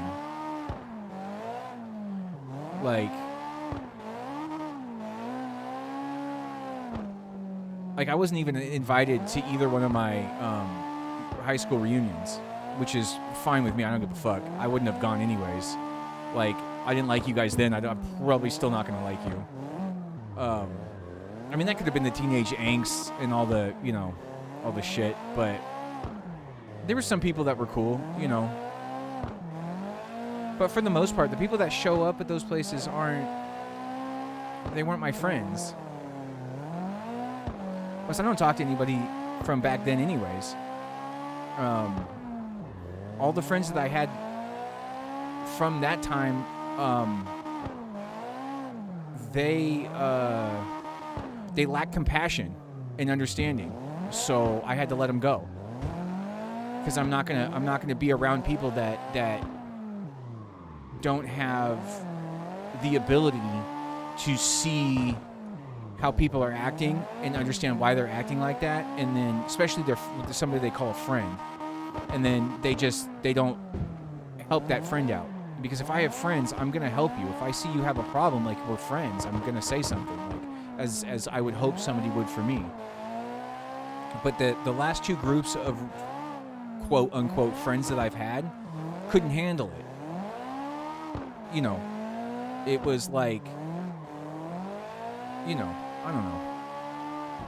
But the people I have in my life now, like, 110% can count on all the time.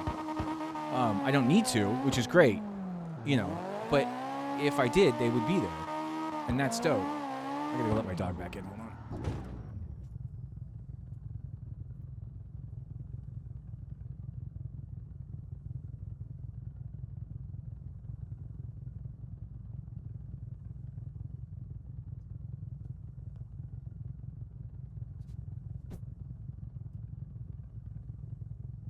But I've always tried to make myself as self-sufficient as possible, to where I didn't need anybody else for anything.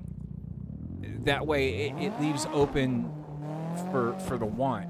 So if like, you know, if I want people around, or if somebody wants me around, like, you know, that's cool. I would rather be wanted as who I am around, other than wanted because I have something to offer somebody. Like, that's gross.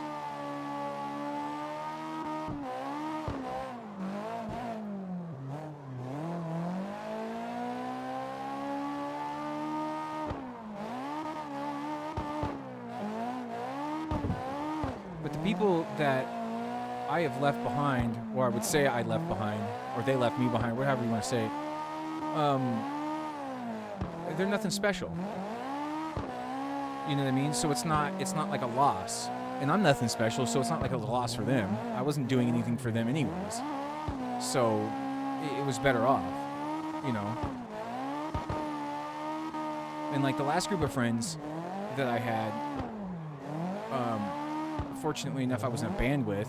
I got what I needed out of all that, which was my wife, and I don't need nothing for nobody. Nothing, you know. They're still in the same place they were 20 years ago. You know what I mean? Like, and I'm grateful for that, because I'm not. I'm so much of a different person now. I mean, for the better, anyway. And I would hope that would be the goal, you know. I mean, you could have the same job, and you could be in the same spot and all that kind of stuff, but are you really changing who you are? Or do you still have those 15-year-old tendencies to be a 15-year-old little fuckboy and still act the same way? And that's what they do. They're developmentally arrested. They don't, you know, they haven't been able to grow. and you see it now from an outside perspective, and you kind of look at it like as like I'm kind of grateful for that. But and again, I'm not better than anybody else. Like I'm not better than anybody. But you understand when you're in a situation that the way you act and the things that you do aren't the same as who everybody's around you. Like, you know, and that's weird. It's a weird situation to be in because you're in. You want friends so bad that you just take whoever, you know, all these kids are into heavy metal, so they must be cool people. And it was complete opposite. Like, it wasn't that good. Because they're not trying to grow as humans. They have their stuff, and that's the way it is. They're this way, and that's it. They don't have any kind of belief system to where they can change and be a better person. Which is wild to me. Because I am always trying to make myself, you know, a little bit more understanding to people, and, you know, changing my ways. If I'm doing something that somebody doesn't like, I'm open to it. You know what I mean? If I don't feel like it, if I feel like that you're hounding me about something that you don't like, and it's a natural state of being, and I'm not hurting anybody by it, then that's a you problem. That's not a me problem. You know, like if my ADHD tendencies throw you off, that's a you problem, because I don't have any kind of negative. I don't have any negative intent behind any of my actions. All of my actions are from my heart, and I don't play the bullshit games where I'm out to hurt nobody or do anything like that. So I don't usually worry about it.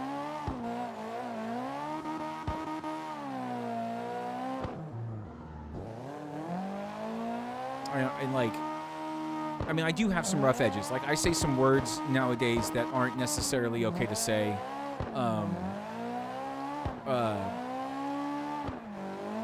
Like, I have a tendency to throw gay out there when you're not supposed to nowadays. And like, the slur to that, which is the F word, which I say offhand because, like, when we were growing up, it wasn't a thing. Like, we just said it. We didn't think we were hurting anybody's feelings. We didn't think we were doing anything. But people are insensitive.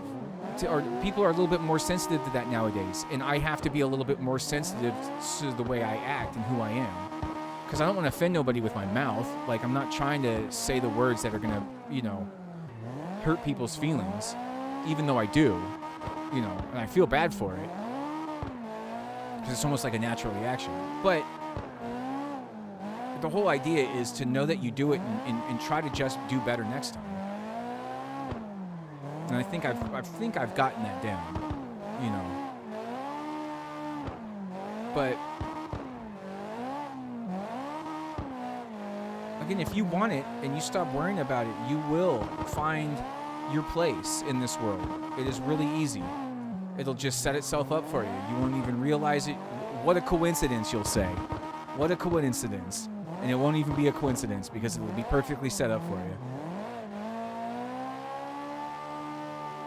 And like with these jobs I'm looking forward to, a lot of signs and signals showing me that I'm on the right path and I'm going the right way and I'm doing the right thing. Whether that be with the band or the job or my home life or whatever it is. Being understanding and compassionate towards somebody's the way they are and their feelings is huge. Perfect example, my kid's going through something right now that I don't understand at all and I don't necessarily like, but I'm not going to tell him that, you know, I'm going to tell him how I feel about it, but I'm not going to let him think that because I feel some way about it that he has to stop doing it or he has to stop being who he is, because that'll never be the case. I'll get over it. I'll figure it out. Like, you go be you. If I have, you know, hang-ups about who you are and what you're doing, that's my problem. Because what you are and what you're doing isn't hurting anybody. You know what I mean?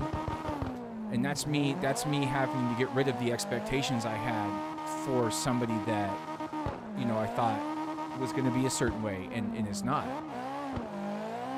and that's okay. That's okay. I don't, you know what I mean? I don't have to understand it. I just have to be okay with him finding himself and who he is and the way he is.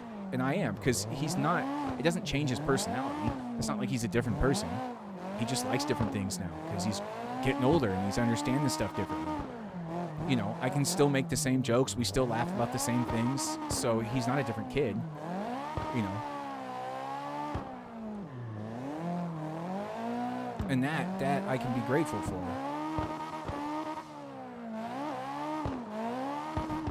But like just recently, I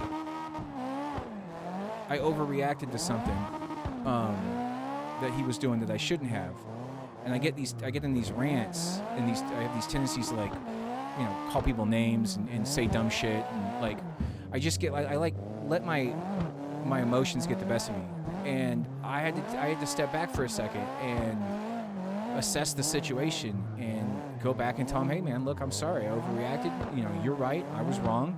You know what I mean? Like, you know, forgive me. Like, you know, be mad at me if you have to, but you know, I am sorry, and I will do my best to not be like that anymore. And so far, I've held up my end of the deal. You know, because if I'm going to act that way, and it's going to make the people around me either have to lie in fear, like out of fear, because they're afraid of what I'm going to think or say, I don't want to be that person. I don't want to be anywhere close to anybody that's like that. Because you're supposed to be understanding. You're supposed to be open-minded and able to intake new information and assess that new information and, you know, form a better opinion about it. Like, you can't just sit on your, you know, you can't rest on it, you know. But I believe everybody has that capability inside of them. It's the want and the necessity that needs to be assessed. But I've surrounded myself now with decent people because I know what I'm looking for in people now. And I think that the newest person I brought into my life was my singer, and she has the same stuff going on that I have, like husband, kid, family stuff, life, you know. She has a little bit more because she's what we like to call an overachiever, which is cool. Like, achieve, man. Go get your shit. Because I'm what you call an underachiever. You know what I mean? But I can, you know, you can learn a lot from people like that. You know, have goals, set goals, and get at them. You know, go get them done.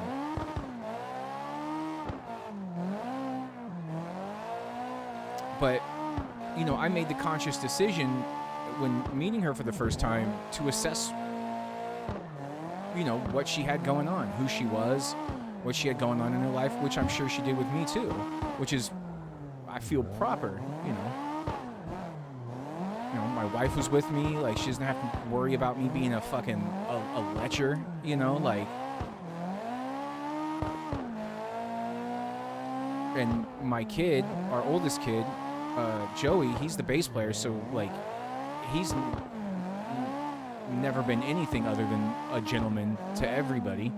So like, you know, it's just a good, you know, it's good. And like, we don't have a drummer, and we're all pretty wary about finding a drummer, because like, I think I'm the most wary about it, because I don't want to just find somebody that's just going to sit in and be in 9 bands and just have our band be like one of his bands, like. And then, you know, out here in Vegas, you get a lot of drug addicts and helpless people that can't get their shit together.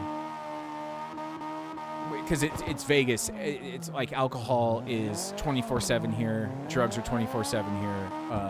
You know, so it's really easy to hop into a bad lifestyle if you don't have enough willpower. And I know from experience.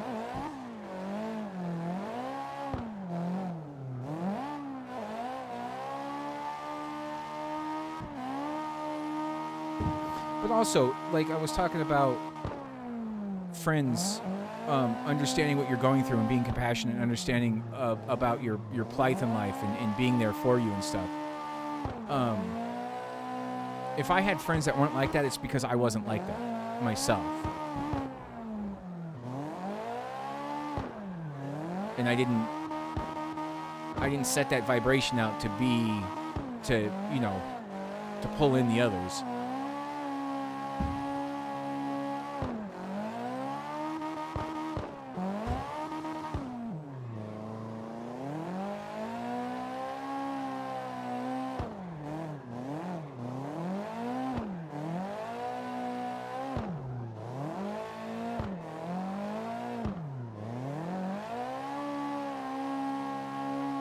God, I've been ranting about this for like about an hour.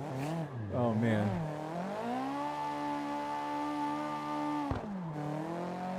But it's something that I'm passionate about, man. Being closed-minded is such a waste of decent brain power.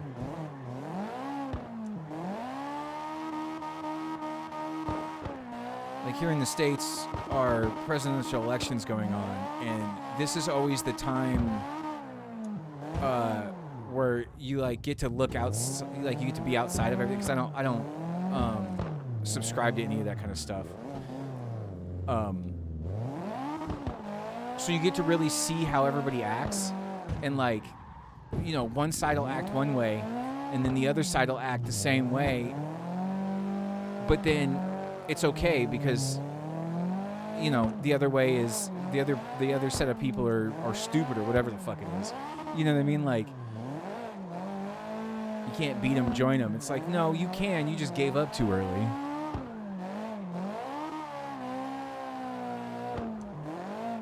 But that whole pick a side thing is wild. It's like one or the other. You don't have any other choice. It's one or the other.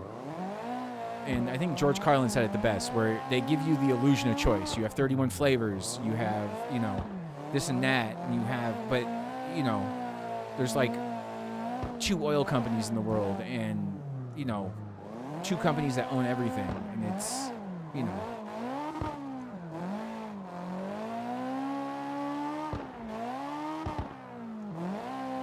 then you have like disconnected rich people making these rules for normal people like us.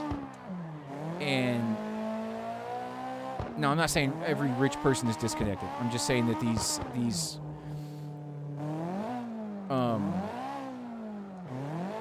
the politicians and like what you call CEOs or whatever, people that haven't been in normal situations, like if any time in their life, or very short periods of time, or if they have been, they hate it so goddamn much that they have to go out and be something completely different to hide from the fact that they were once normal. And by normal, I mean like you have a house, you have a car, you have a job that you go to every day, wife and kids, this and that. Like the normal kind of just living. Normal struggles, normal stuff like that. And when like you, you know what? I think this map is heavy. We'll see if I start losing frames.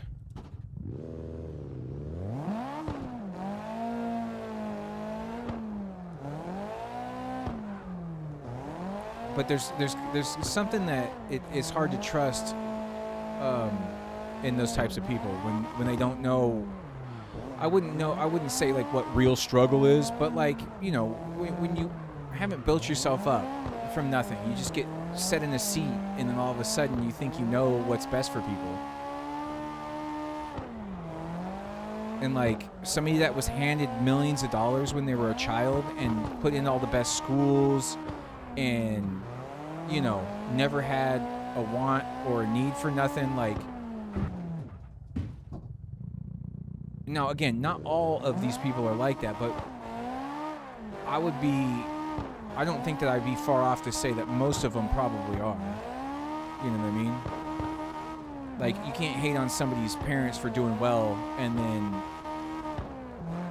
letting them reap the benefits off of them doing well. You know what I mean? They still understand the value of money and stuff like that. It's the people that are so far disconnected from what the truth is that they have no idea. And they couldn't be on what you would say a normal person's side even if they tried.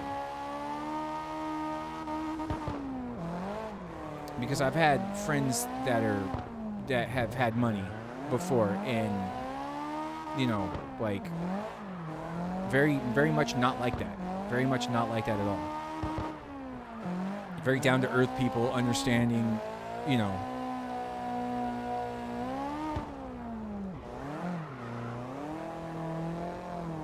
Like two that come to mind is my friends back in the day, Mondo and Jeremy. You know, both their parents did really well for themselves, and they got to reap the benefits of that, but they were never dicks about it. They never acted like they were better than anybody else. They didn't treat anybody else like they were under them or anything like that. You know, always willing to help, always willing to, like, bring you over and have fun and like, hang out, and just absolute dudes, you know.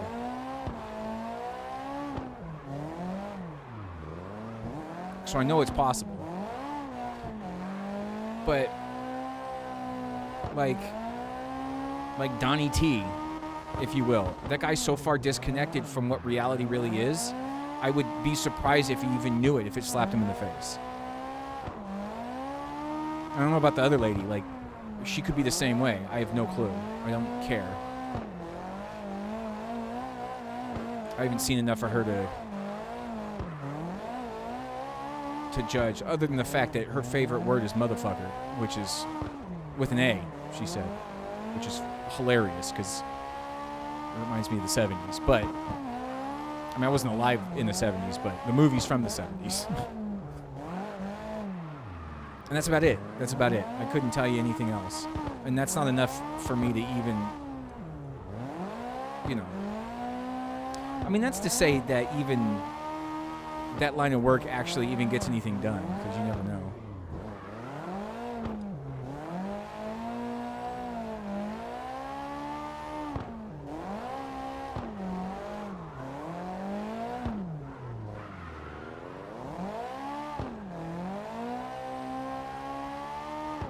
See, like for me, in finding a significant other, I have a certain type of, we'll say,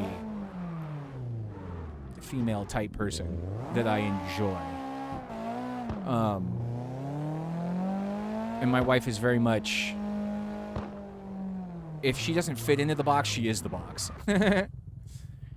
Short, blonde, heavy on the bottom, light on the top. You know, like, not afraid to get dirty, not afraid to, you know, cuss and spit. You know what I mean? Like, tattoos, it works. Like, I can't stand weakness. Like, when like, woe is me types, it's a weak mindset. Because, like, wallowing in your own self-pity is kind of weird. And, like, when you can bring yourself out of it, you know what I mean? Like, I understand there's some kind of circumstances sometimes in life where you kind of are just in it, but one of my ex-girlfriends was like that. She was just always sort of very negative about everything. And I'm a solution type of guy. Like, you come to me with a problem, I'm gonna go full bore at 120% and try to figure out what's wrong. Like, you can't come and whine to me and expect me to not try to get you out of whatever, you know. I don't know. It's just the way I'm built. My singer's the same way. It's like you can't come to her with, like, problems and not expect her to try to give you the solutions for said problems. Because we're not ones to wallow in our own piss. Like, we're gonna either get the fuck out of the puddle, clean it up, and wash ourselves off. You know what I mean? I'm not, you know, because strong will is very important to the human existence, at least for me, anyways.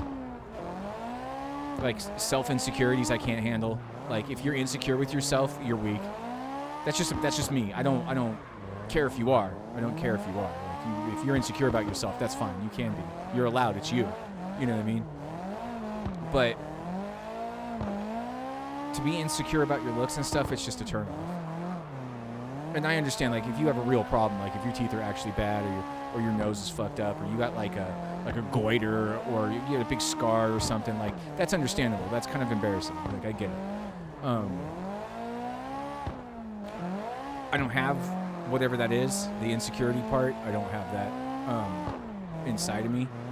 I have insecurities, but not like physical insecurities. Like I don't care what I look like. Like even I had to explain to my kid the other day that just because I'm a fan of calling myself an ugly boy doesn't mean I think that I'm ugly. Like I don't think that I'm cute or hot or whatever, but I also don't think that I'm ugly. I know for a fact that I'm somebody's flavor and I'm somebody's not flavor. You know what I mean? There's a certain cross section of people that think that my face is nice, and there's a certain cross section of people that don't. You know what I mean? And same with my personality. There's some people out there that think I'm, the bee's knees, and most people probably don't. And I'm okay with that. I'm not here to please everybody. I'm here to have a good time. You know what I mean? For as long as I can.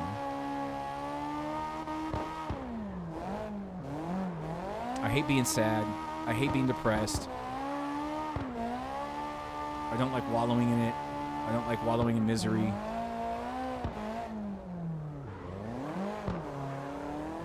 I tried at all costs to have a positive outlook on life, even though sometimes the negativity does run rampant. But like I wrote on Facebook the other day, like about my spirit.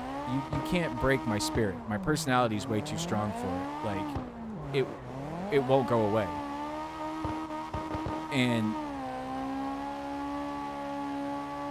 I'm so about me being who I am that if you try to break the spirit, I'm at the finish line waiting for you to show up so I can laugh at you in your face. Because I'm not afraid of who I am. Or whatever. Switch cars.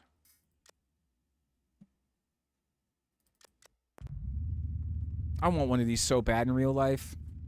The only one I can find is the other... Hold on, I don't know if I put this on...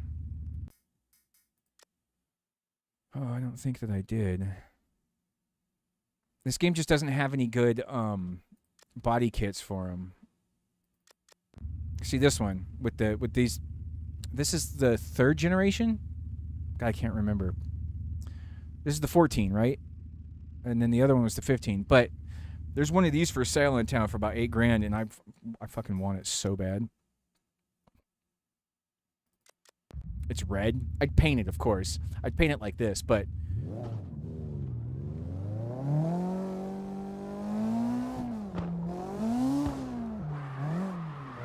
I don't know why. Also, I want like an old Fox body Mustang so I can have a missile that I can just beat up and learn how to drift in. Because I don't want to buy a cool car like this and then learn how to drift in it and like completely ruin it, like in real life.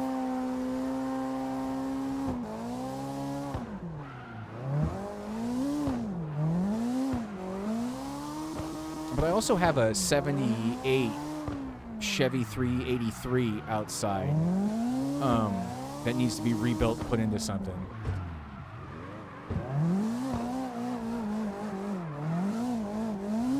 So I think a hot Japanese sports car might not be the ideal thing for me. I might need to find like a 68 Nova, 69 Nova shell that I can just work on and build up. Car's small enough that I think that if I got the engine working properly and put some better parts into it, that I'd probably get a little bit more 400 horsepower out of the motor, and then I can stance the car and do all that kind of stuff and drift it. And it'd be cool to have an old, anywhere between 68 and 70 I'd like to have a 69 because of the way the headlights, the hood and the headlights look. 68, 69, two-door. I'd build that to a drift car for sure. That would be the shit. And it would kind of go with my style and my aesthetic too. But one of these would just be so cool, man. I mean, I don't know if it I mean, you import them from Japan. I mean, you probably have to have 4 times as much money that the car would cost to get it to be shipped over here. But I know Samet has a couple of, or at least he has one episode where he goes somewhere where, like, is like dealing with the guy that imports and exports a lot of those, you know, a lot of these Japanese sports cars that us Americans just love so very much.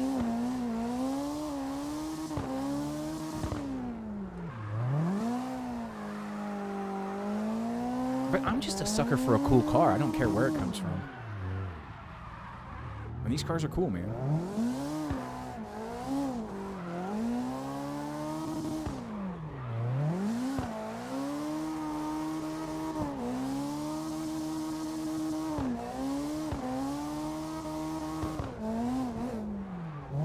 Oh, I also saw there was a guy selling a shell of a 240.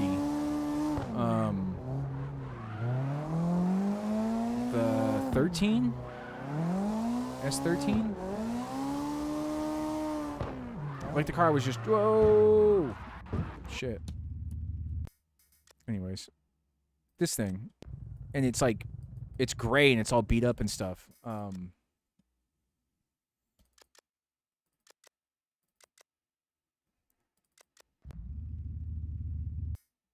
But it's like cheap and I can build it by myself and that makes me excited. Because I can do all the work on the cars myself if I need to. You know, other than some of the other things. Like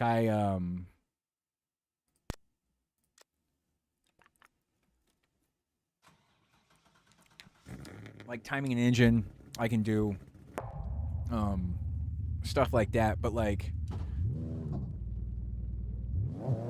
I wouldn't be able to align it. I would need a machine for that. Only because I would want to get it. I'd want to get it perfect. But for everything else, I'm pretty sure that I could build a car by myself in my front yard, no problems.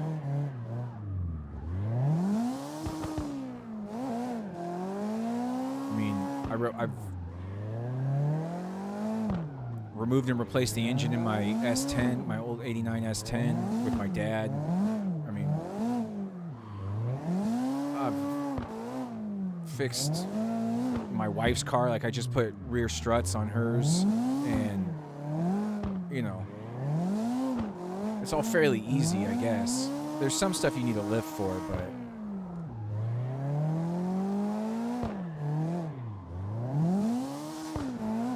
if I had that 240, the older one, I think it's old enough now where I could put my V8 into it and I wouldn't have a problem like taking it to the track and stuff and being able to rip around in it.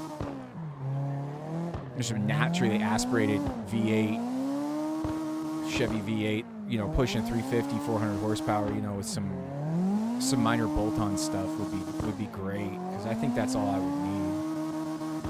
I wouldn't need anything more than that to have a ton of fun in. And again, that would be the point, is to just have all the fun. You know what I mean? Nothing serious, just all the fun. Break it, rebuild it, and all that kind of stuff. And you go out on the weekend and you do it all over again. But I think the first thing I'm going to do if I get this job at the ice cream place is I'm going to buy myself a motorcycle, or at least all the pieces that I need for a motorcycle, and build myself a chopper. And then fix my wife's bike so that we can go riding. Because that's something that both of our dads did that we want to do. And unfortunately, I wasn't able to get my dad's motorcycle because his wife is the biggest fucking narcissistic cunt on the entire fucking planet Earth. Like, the only thing that lady deserves is death, and not a nice one. And I say that from the biggest, lovingest part of my heart. She stole everything of my dad's from me and my son with no remorse and no reason. All because she decided that she needed it more than us. It's wild. But I know she doesn't know anything about my dad's motorcycle. I know everything about it. So if I want to rebuild it, I can go find all the parts and pieces. It might cost me a little bit of money, a little bit more than I want, but I'll be able to recreate that bike no problem. Because I have the tank. At least I have the tank that he painted that won him a first place trophy at one of these motorcycle things that he used to go to all the time.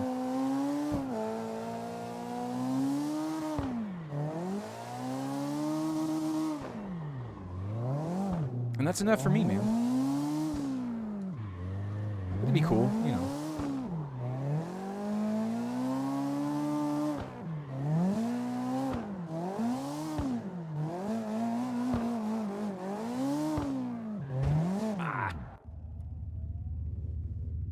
There's no choice.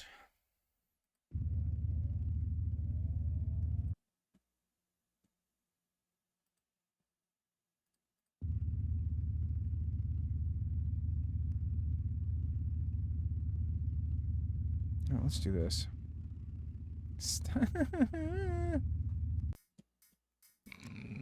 See if this one works. This is like, see, I even have Ugly Boys on here. I was saying something about that earlier. I say that shit because it's funny.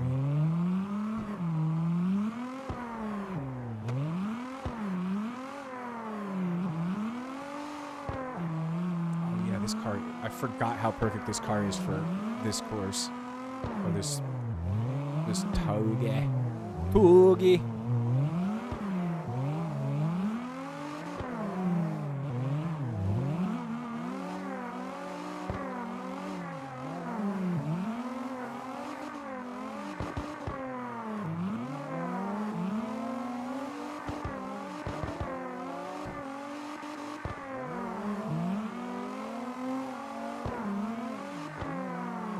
So I took so long to perfect this car. From the gearing to the wheel size to the power outputage. Like, it's like running it and then tinkering like little bits here and there and then running it and then tinkering it here, you know. I always forget how good it is. Now, if my skills can match the car, that'd be great.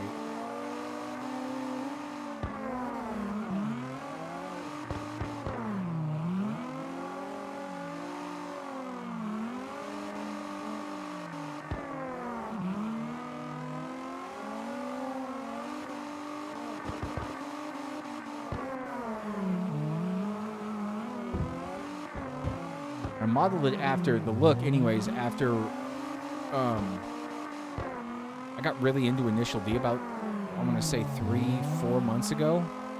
Like, I've always been kind of into it, like, but I never really took the time to go watch all the cartoons and go through all that kind of stuff, and like, you know, so I did.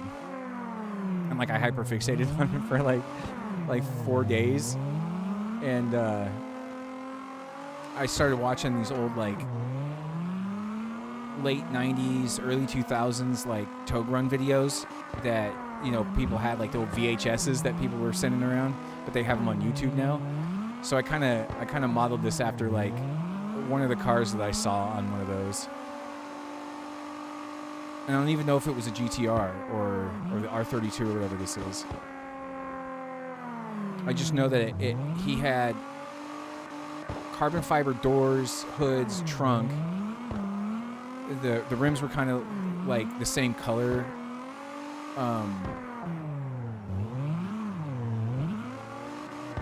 The same color, like, what you call it? Anyway.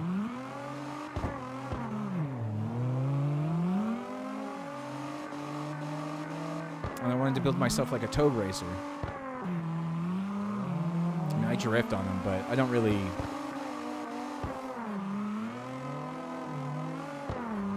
like initial D it, you know. I did it in Forza Horizon 5. It was a little bit easier because this game, you really like it just really throws you into the drifts. Unless you widen your tires and you got it on 120 grip, and even then it's still kind of hard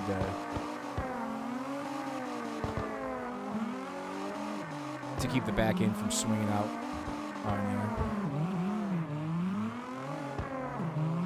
But they wouldn't call it online drift racing for nothing, right?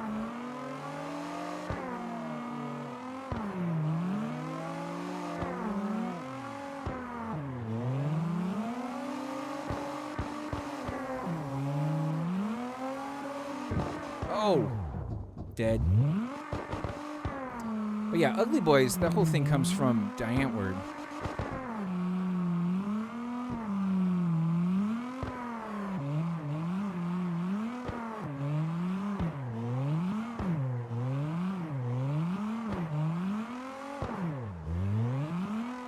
Like, if somebody was being serious and asked me to rate myself 1 out of 10, I would probably have to say I might be a 6. Only because 5 seems kind of a bit too in the middle. You know what I mean? And I think 6 gives me the hope that I might actually be structurally sound. You know what I mean? Because again, I believe that I'm somebody's flavor. Not everybody's flavor, just somebody's. And that's enough for me. Well, I know I'm one person's flavor for sure. And I'm okay with that. Because, like, I play one guitar. I have 5 guitars, but I only play one. I only want one car. I only want one motorcycle. I don't want, you know...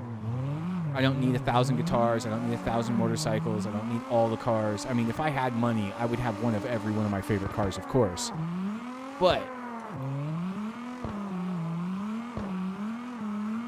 I would probably really only drive one all the time. Yeah, that's just the way it is. Ooh, Street Bean. Your name's awesome, sir. Ma'am, person. There's a lot of beans rolling around this house, I can tell you that much. Lots of beans. Actually, my bass player is the big can of beans.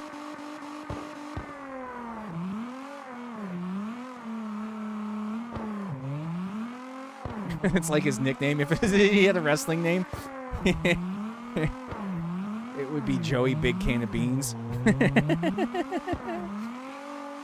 Which is beautiful. Because then his little brother is Beans. And our cats are all Beans. Toe Beans.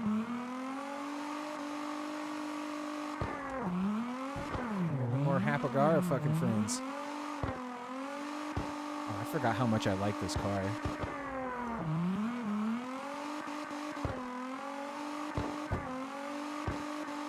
I bet you I can make it better.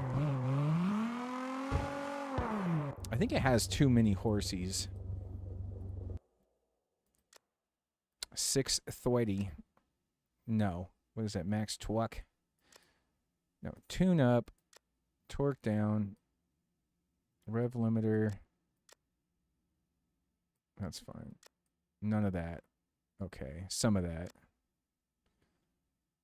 450. Wheels. Yowzer. Dozer.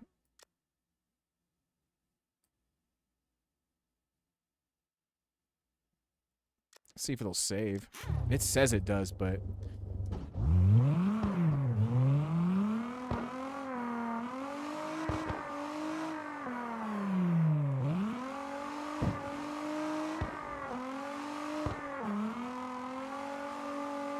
It's a little different, but it's not that bad.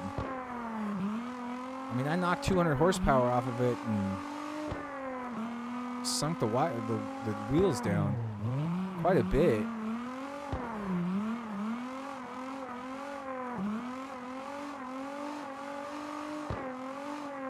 it feels really good. Ooh, feels a little bit more Touge. Like where I can get it straight and only drift around the corners.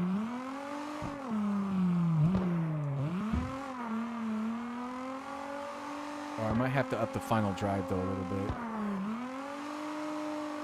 Maybe not. Maybe just lower fourth gear.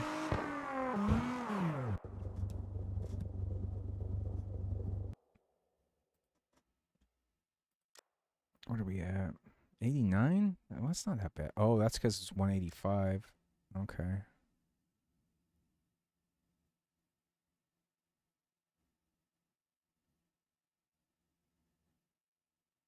Let's try that. Let's see. Let's go to a different...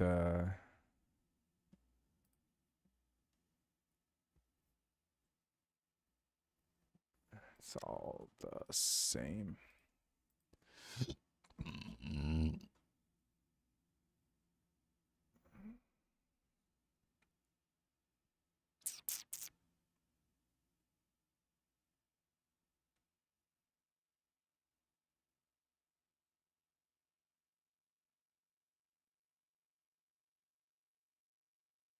What is this?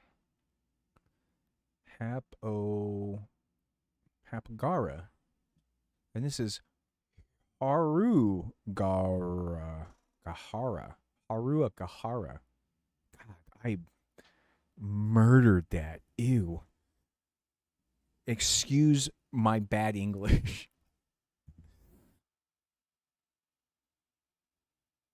FD Atlanta's fun though, right? Gensing? Gunsai! Hoshi Gunsai. That's actually fun because you watch a bunch of videos. You know, what's his name? Naroi, whatever. I never know that guy. I never know that guy's name. I have him on my YouTube and I watch him all the time. But yeah, I like seeing these things in real life and then coming here and being able to drive on them. Since you can't drive in real life, you know.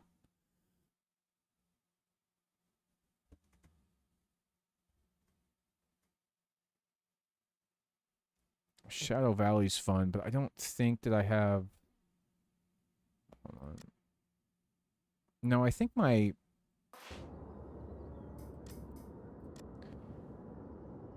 I think this is. Yes.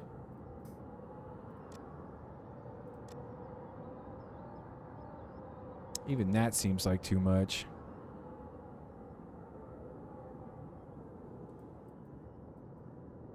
Got the band logo on there. Well, at least in CarX anyways. And then on the license plate too. Get some. I'm a fanboy of my own band. Yo, my singer's husband makes shirts like as his job. He has like the silk screen press and all that kind of stuff. They make their own things. Anyways, we make our own shirts. And they hooked me up with a tank top. Oh, man. I am a sucker for a sleeveless shirt. You know what I mean? I don't know why. Sleeves are for chums.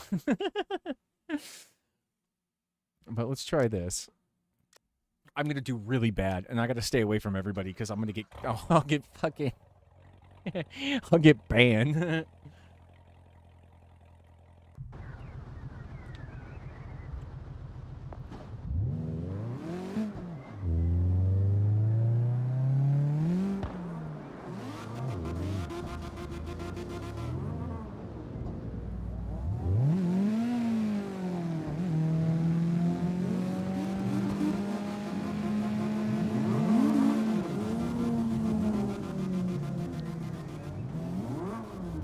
Not trying to get it in here with anybody yet. Let me get used to this car first.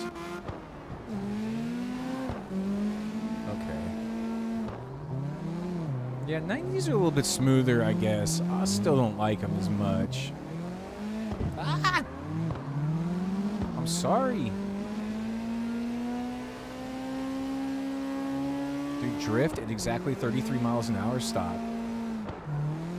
Come out, come out, come out, come out. Woo! That little nick. Yes.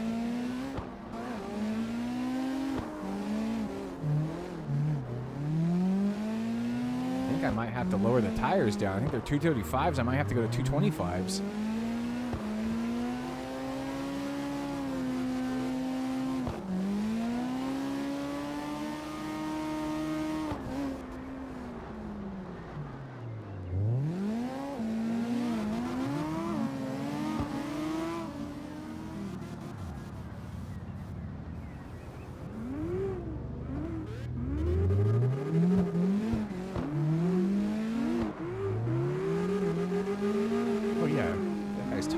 Than his shit. And he's still cruising.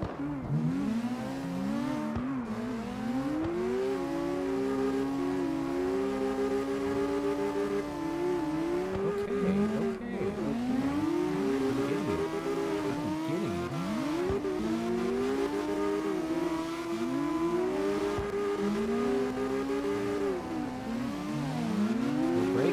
Little break.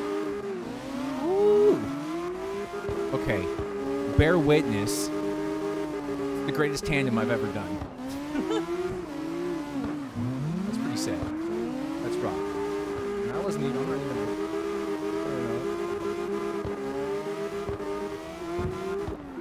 I mean, that's pretty good. I get the appeal of the 90s now. They were a little screwy before, but I think that I got it.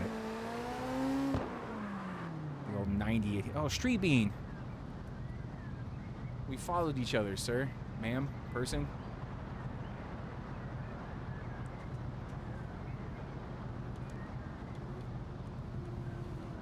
Cause I'm dead and broke.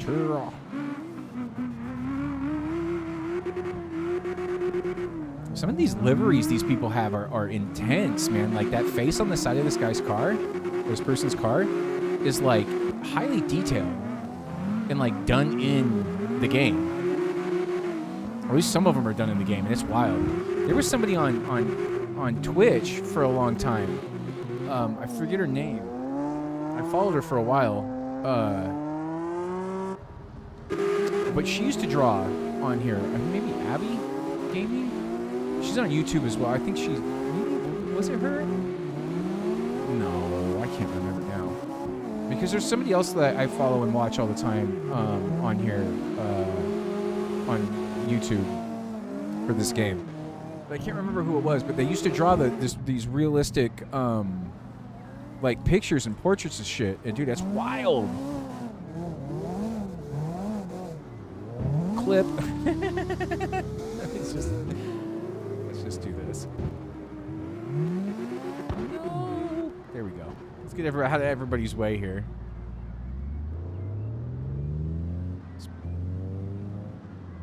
We'll park it right here. There we go. Quick waypoint set. Excuse me.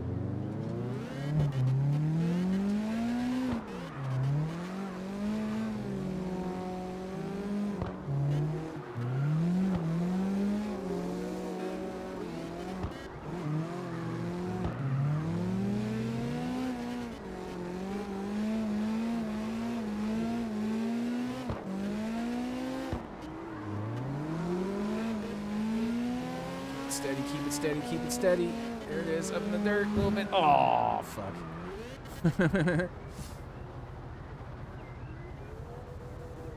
Well, now that I have a 90s car, let's, actually, let me do this real quick. I think...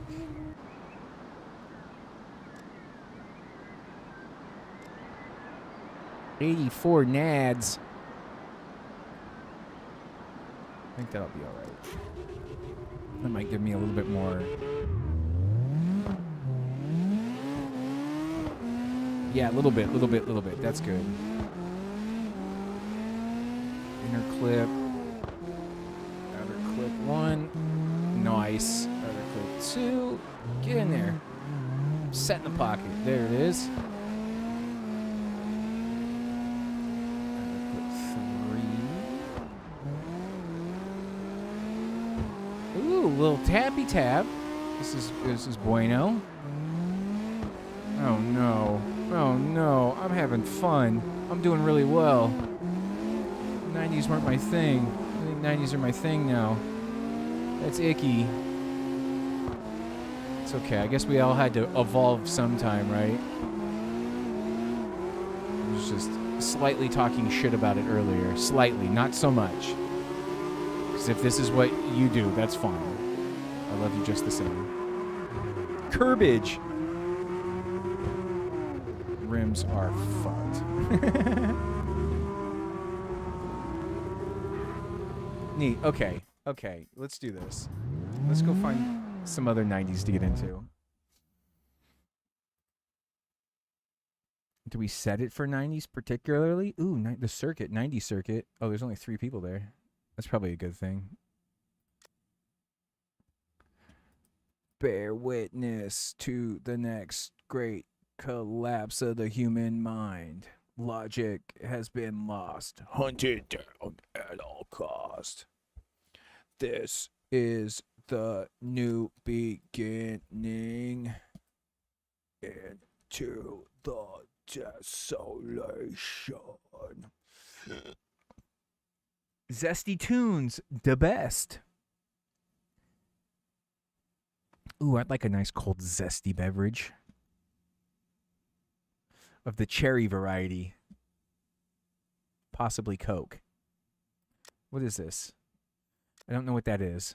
But we're in the right settings, so let's go see.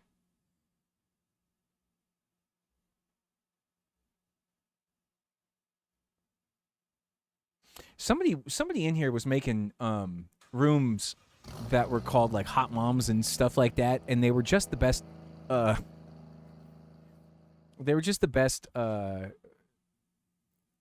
parks and stuff that, or the maps and stuff they have in the game. And I always felt like a turd going in there because it's like hot chicks only or like hot moms only, and I'm like, but yeah, okay. You put hot moms only 100 adhesion on, you know, one of the coolest maps they made.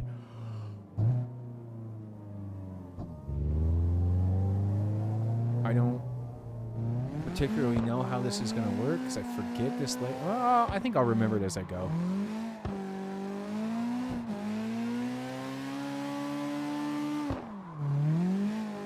I don't remember this course very well.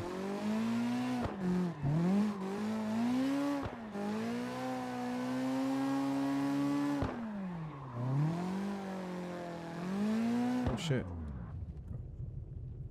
I gotta take this. Hold on a second. Hello?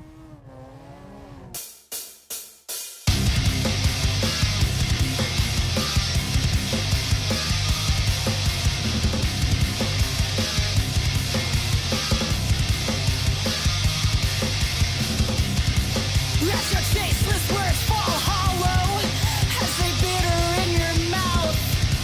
Victim side from the slaughter, you can't change how the world sees you now. A reign of terror bound by brutality, calculated ignorance pledge. The drag of hate that you incited, wouldn't it be better off if you were dead?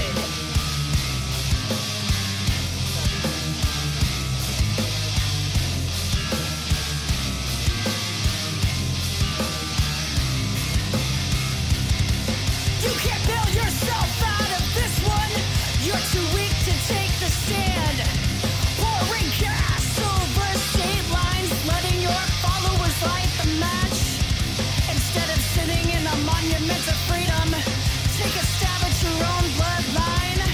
Let humanity break the cycle. Love for justice could win this time. A reign of terror veiled by brutality, calculated ignorance pledge. The drag of fate that you incited, you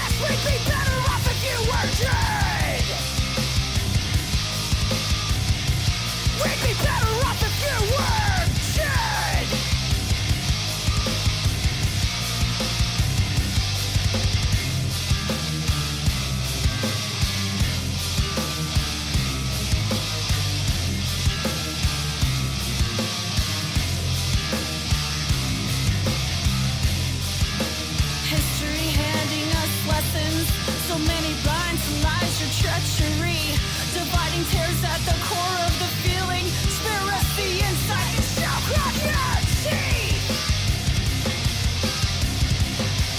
Choke on your own fucking teeth.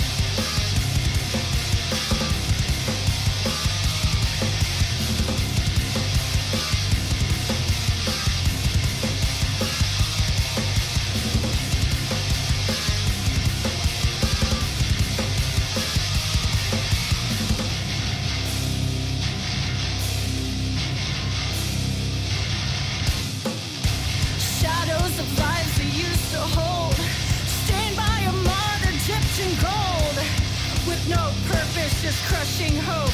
If only your poison could have struck you too. The rubble left could have built you too.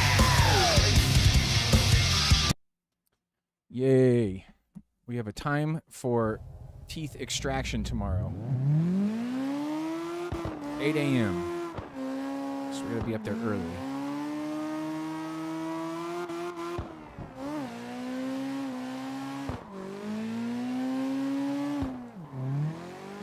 I have to check how long it takes to get up there. But yes, the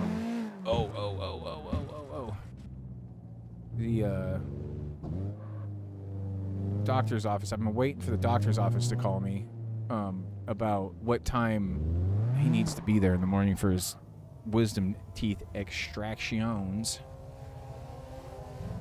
Okay.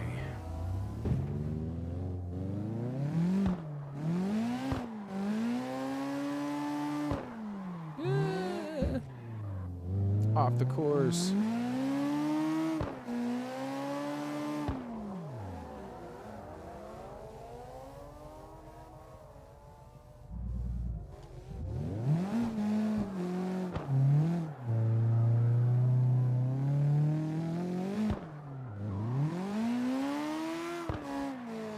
Make sure I'm going the right way.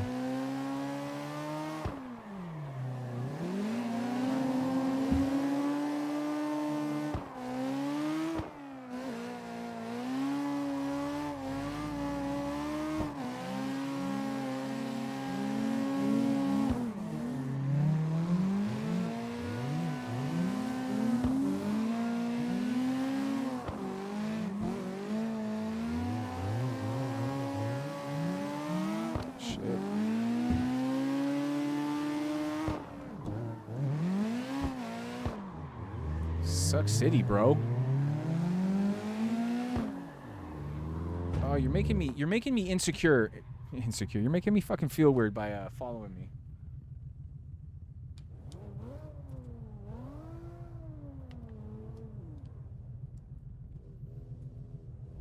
There you go. There's an insecurity I have. People following me in this game try and do tandem with me when I'm terrible at it.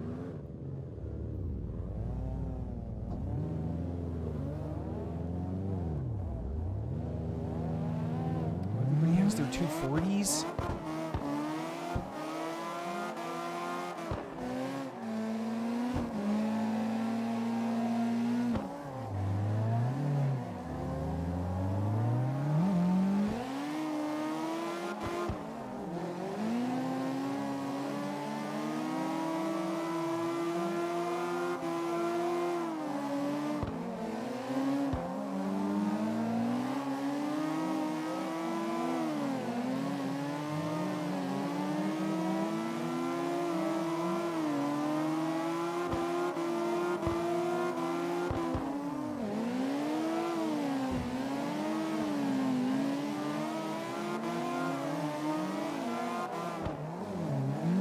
I feel like I need thinner tires.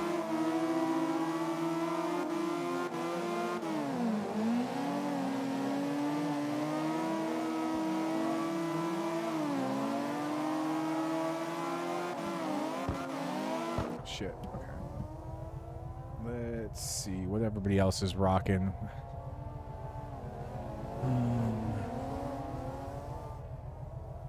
195s, cripes. 200s, yipes. 205s. 350 at 200. Is that what everybody's rocking? 400. Okay. So it's 220 at 343. Okay, so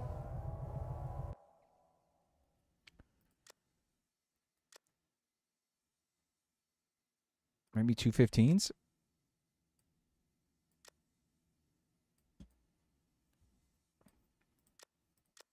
What do we got? 450?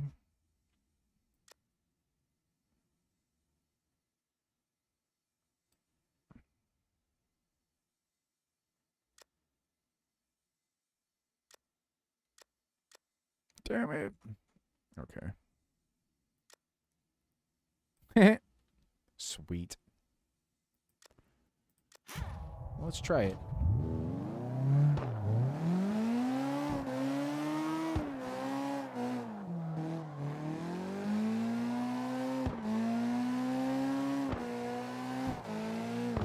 It's slow. I gotta let my dog in.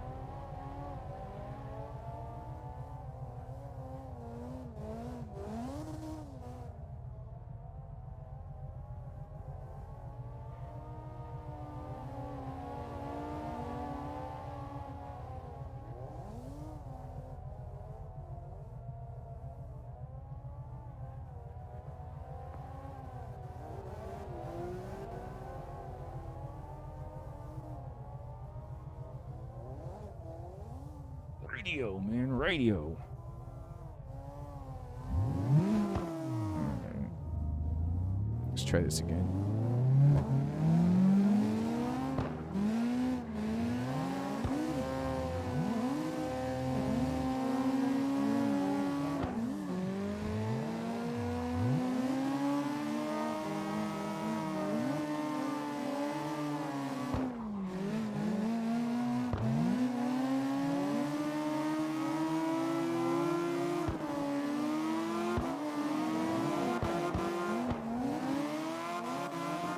Yeah, I can't do it.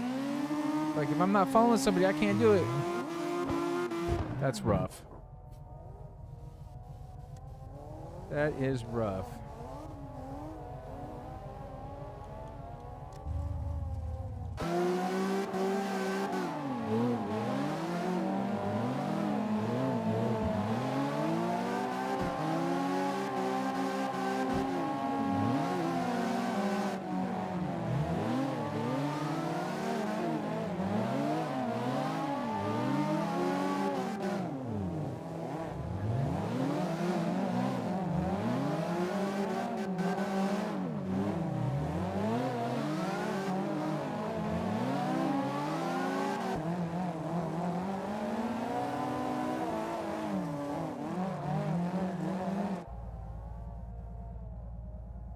Ito.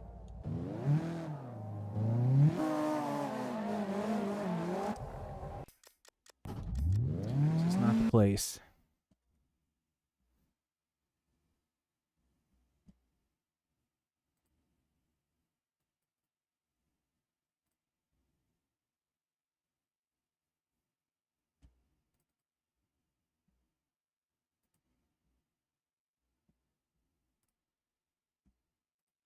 Also on the American server.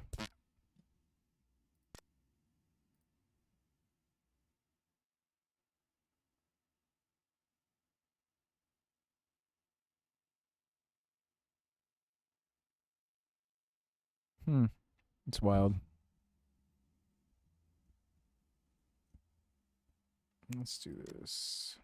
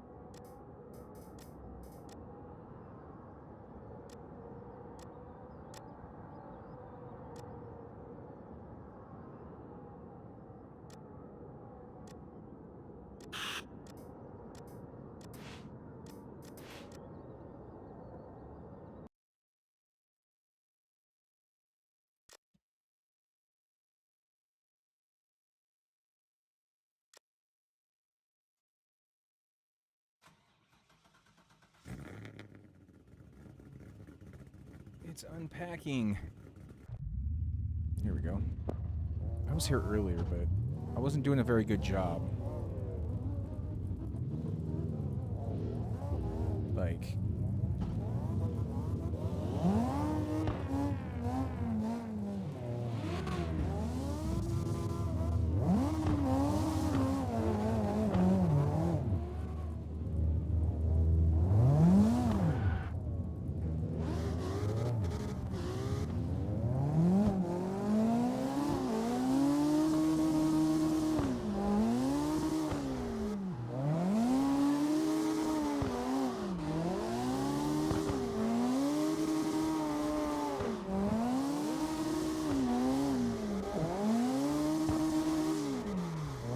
Fuck this up. Oh, I got it. Come on, man. I had it. Shit. It was too... It was like... jerky.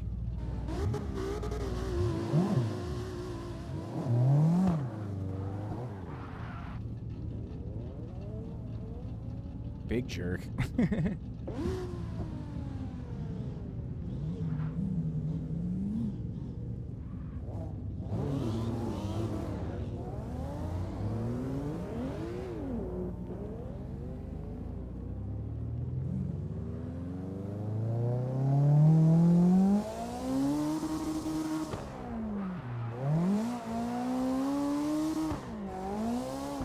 Outside zone sucked. City, brubs. Ugh. I think I might need to be in fourth.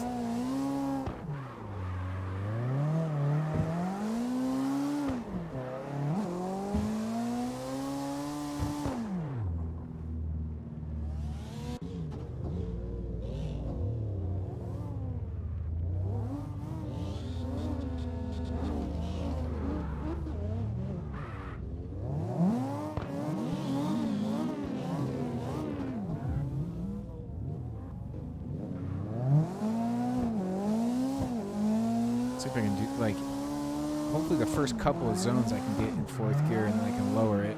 Here, there we go. That was good. All the way in that one. Can we get up to the other one? Yes. Okay, downshift. Oh, that was wild. I always whack that wall and it puts me off. I mean, that was better. But...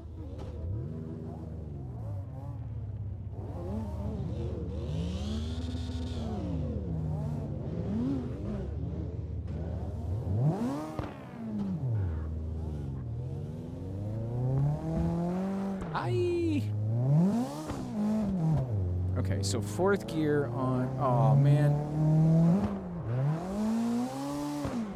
Shit, overshot it.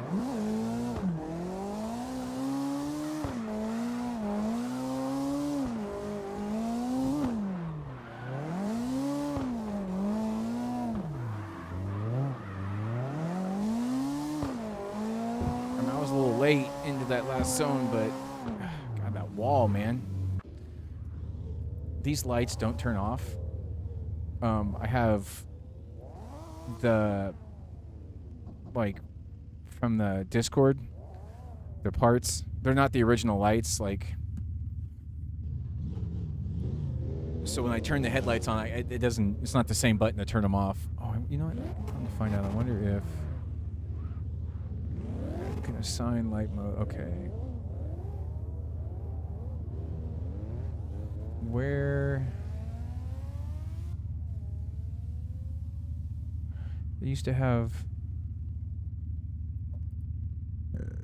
Yeah. Anyway, I have to go to the bathroom. I'll be right back.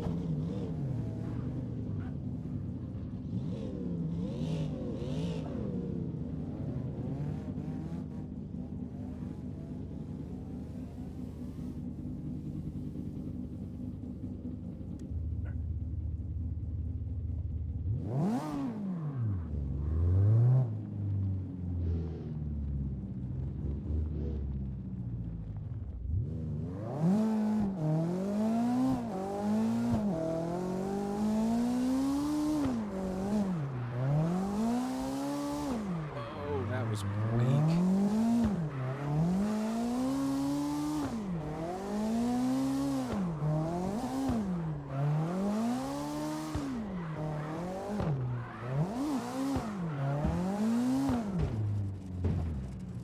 Dude, that last zone is gonna be the death of me, man.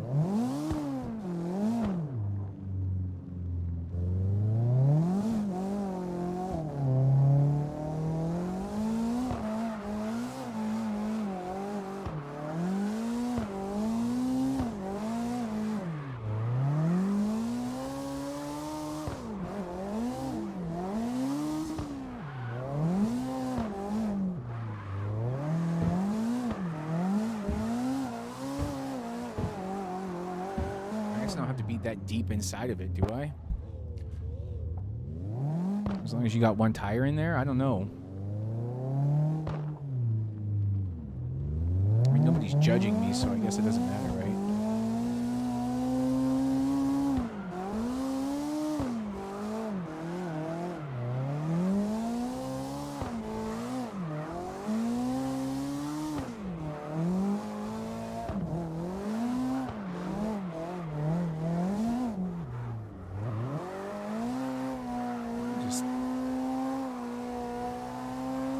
Second gear then, I guess. The gear changes, man. I don't know why it's in my head that you gotta stay in the same gear.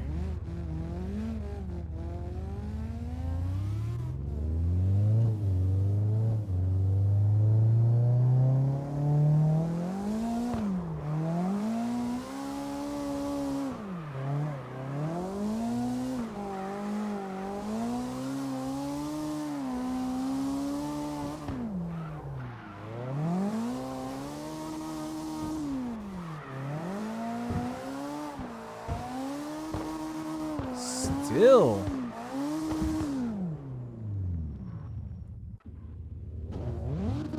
Wild.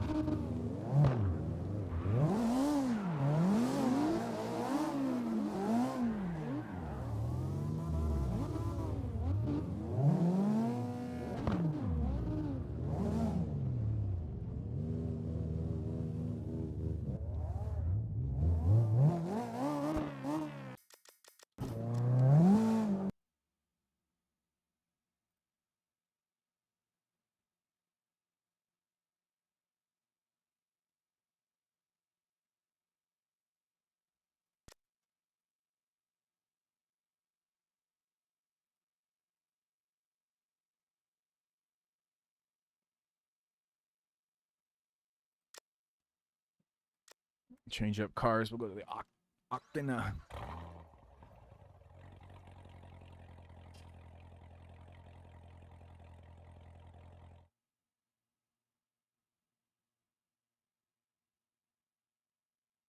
big delay.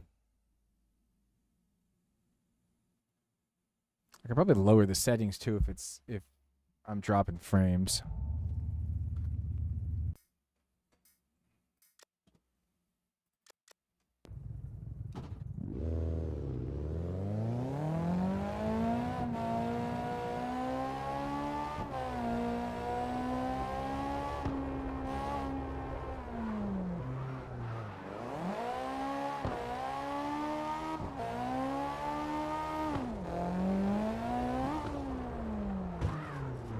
Oh shit. That was raw, dude. It's the lag, huh? Not in the game, but in the stream. Oh. What the fuck is my problem?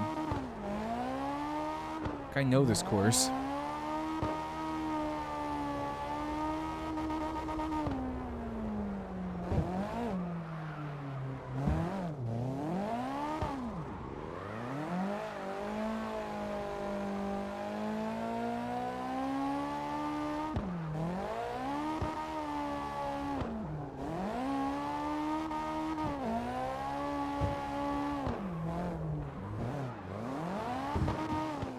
Suck City, brubs.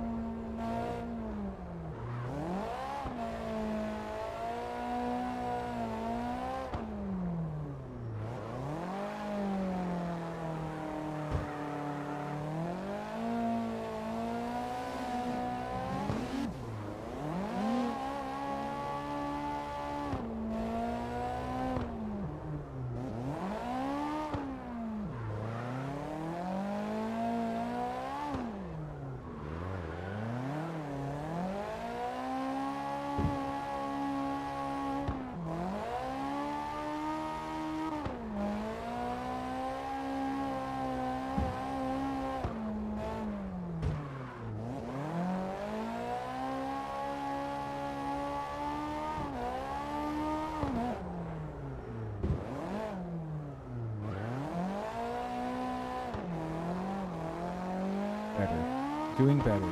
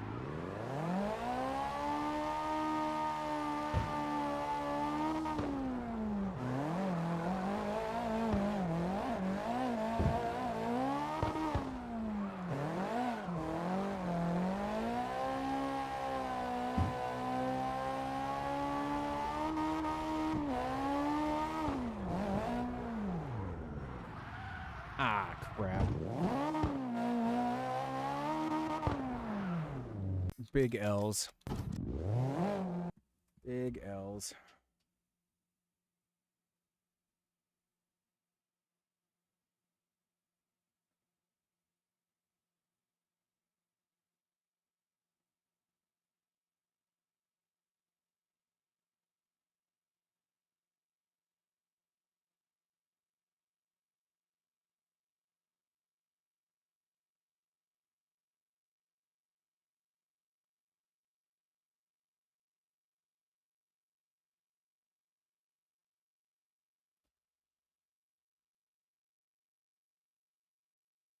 Oh, my poor kid. Gonna have his teeth ripped out of his head tomorrow. Yeah,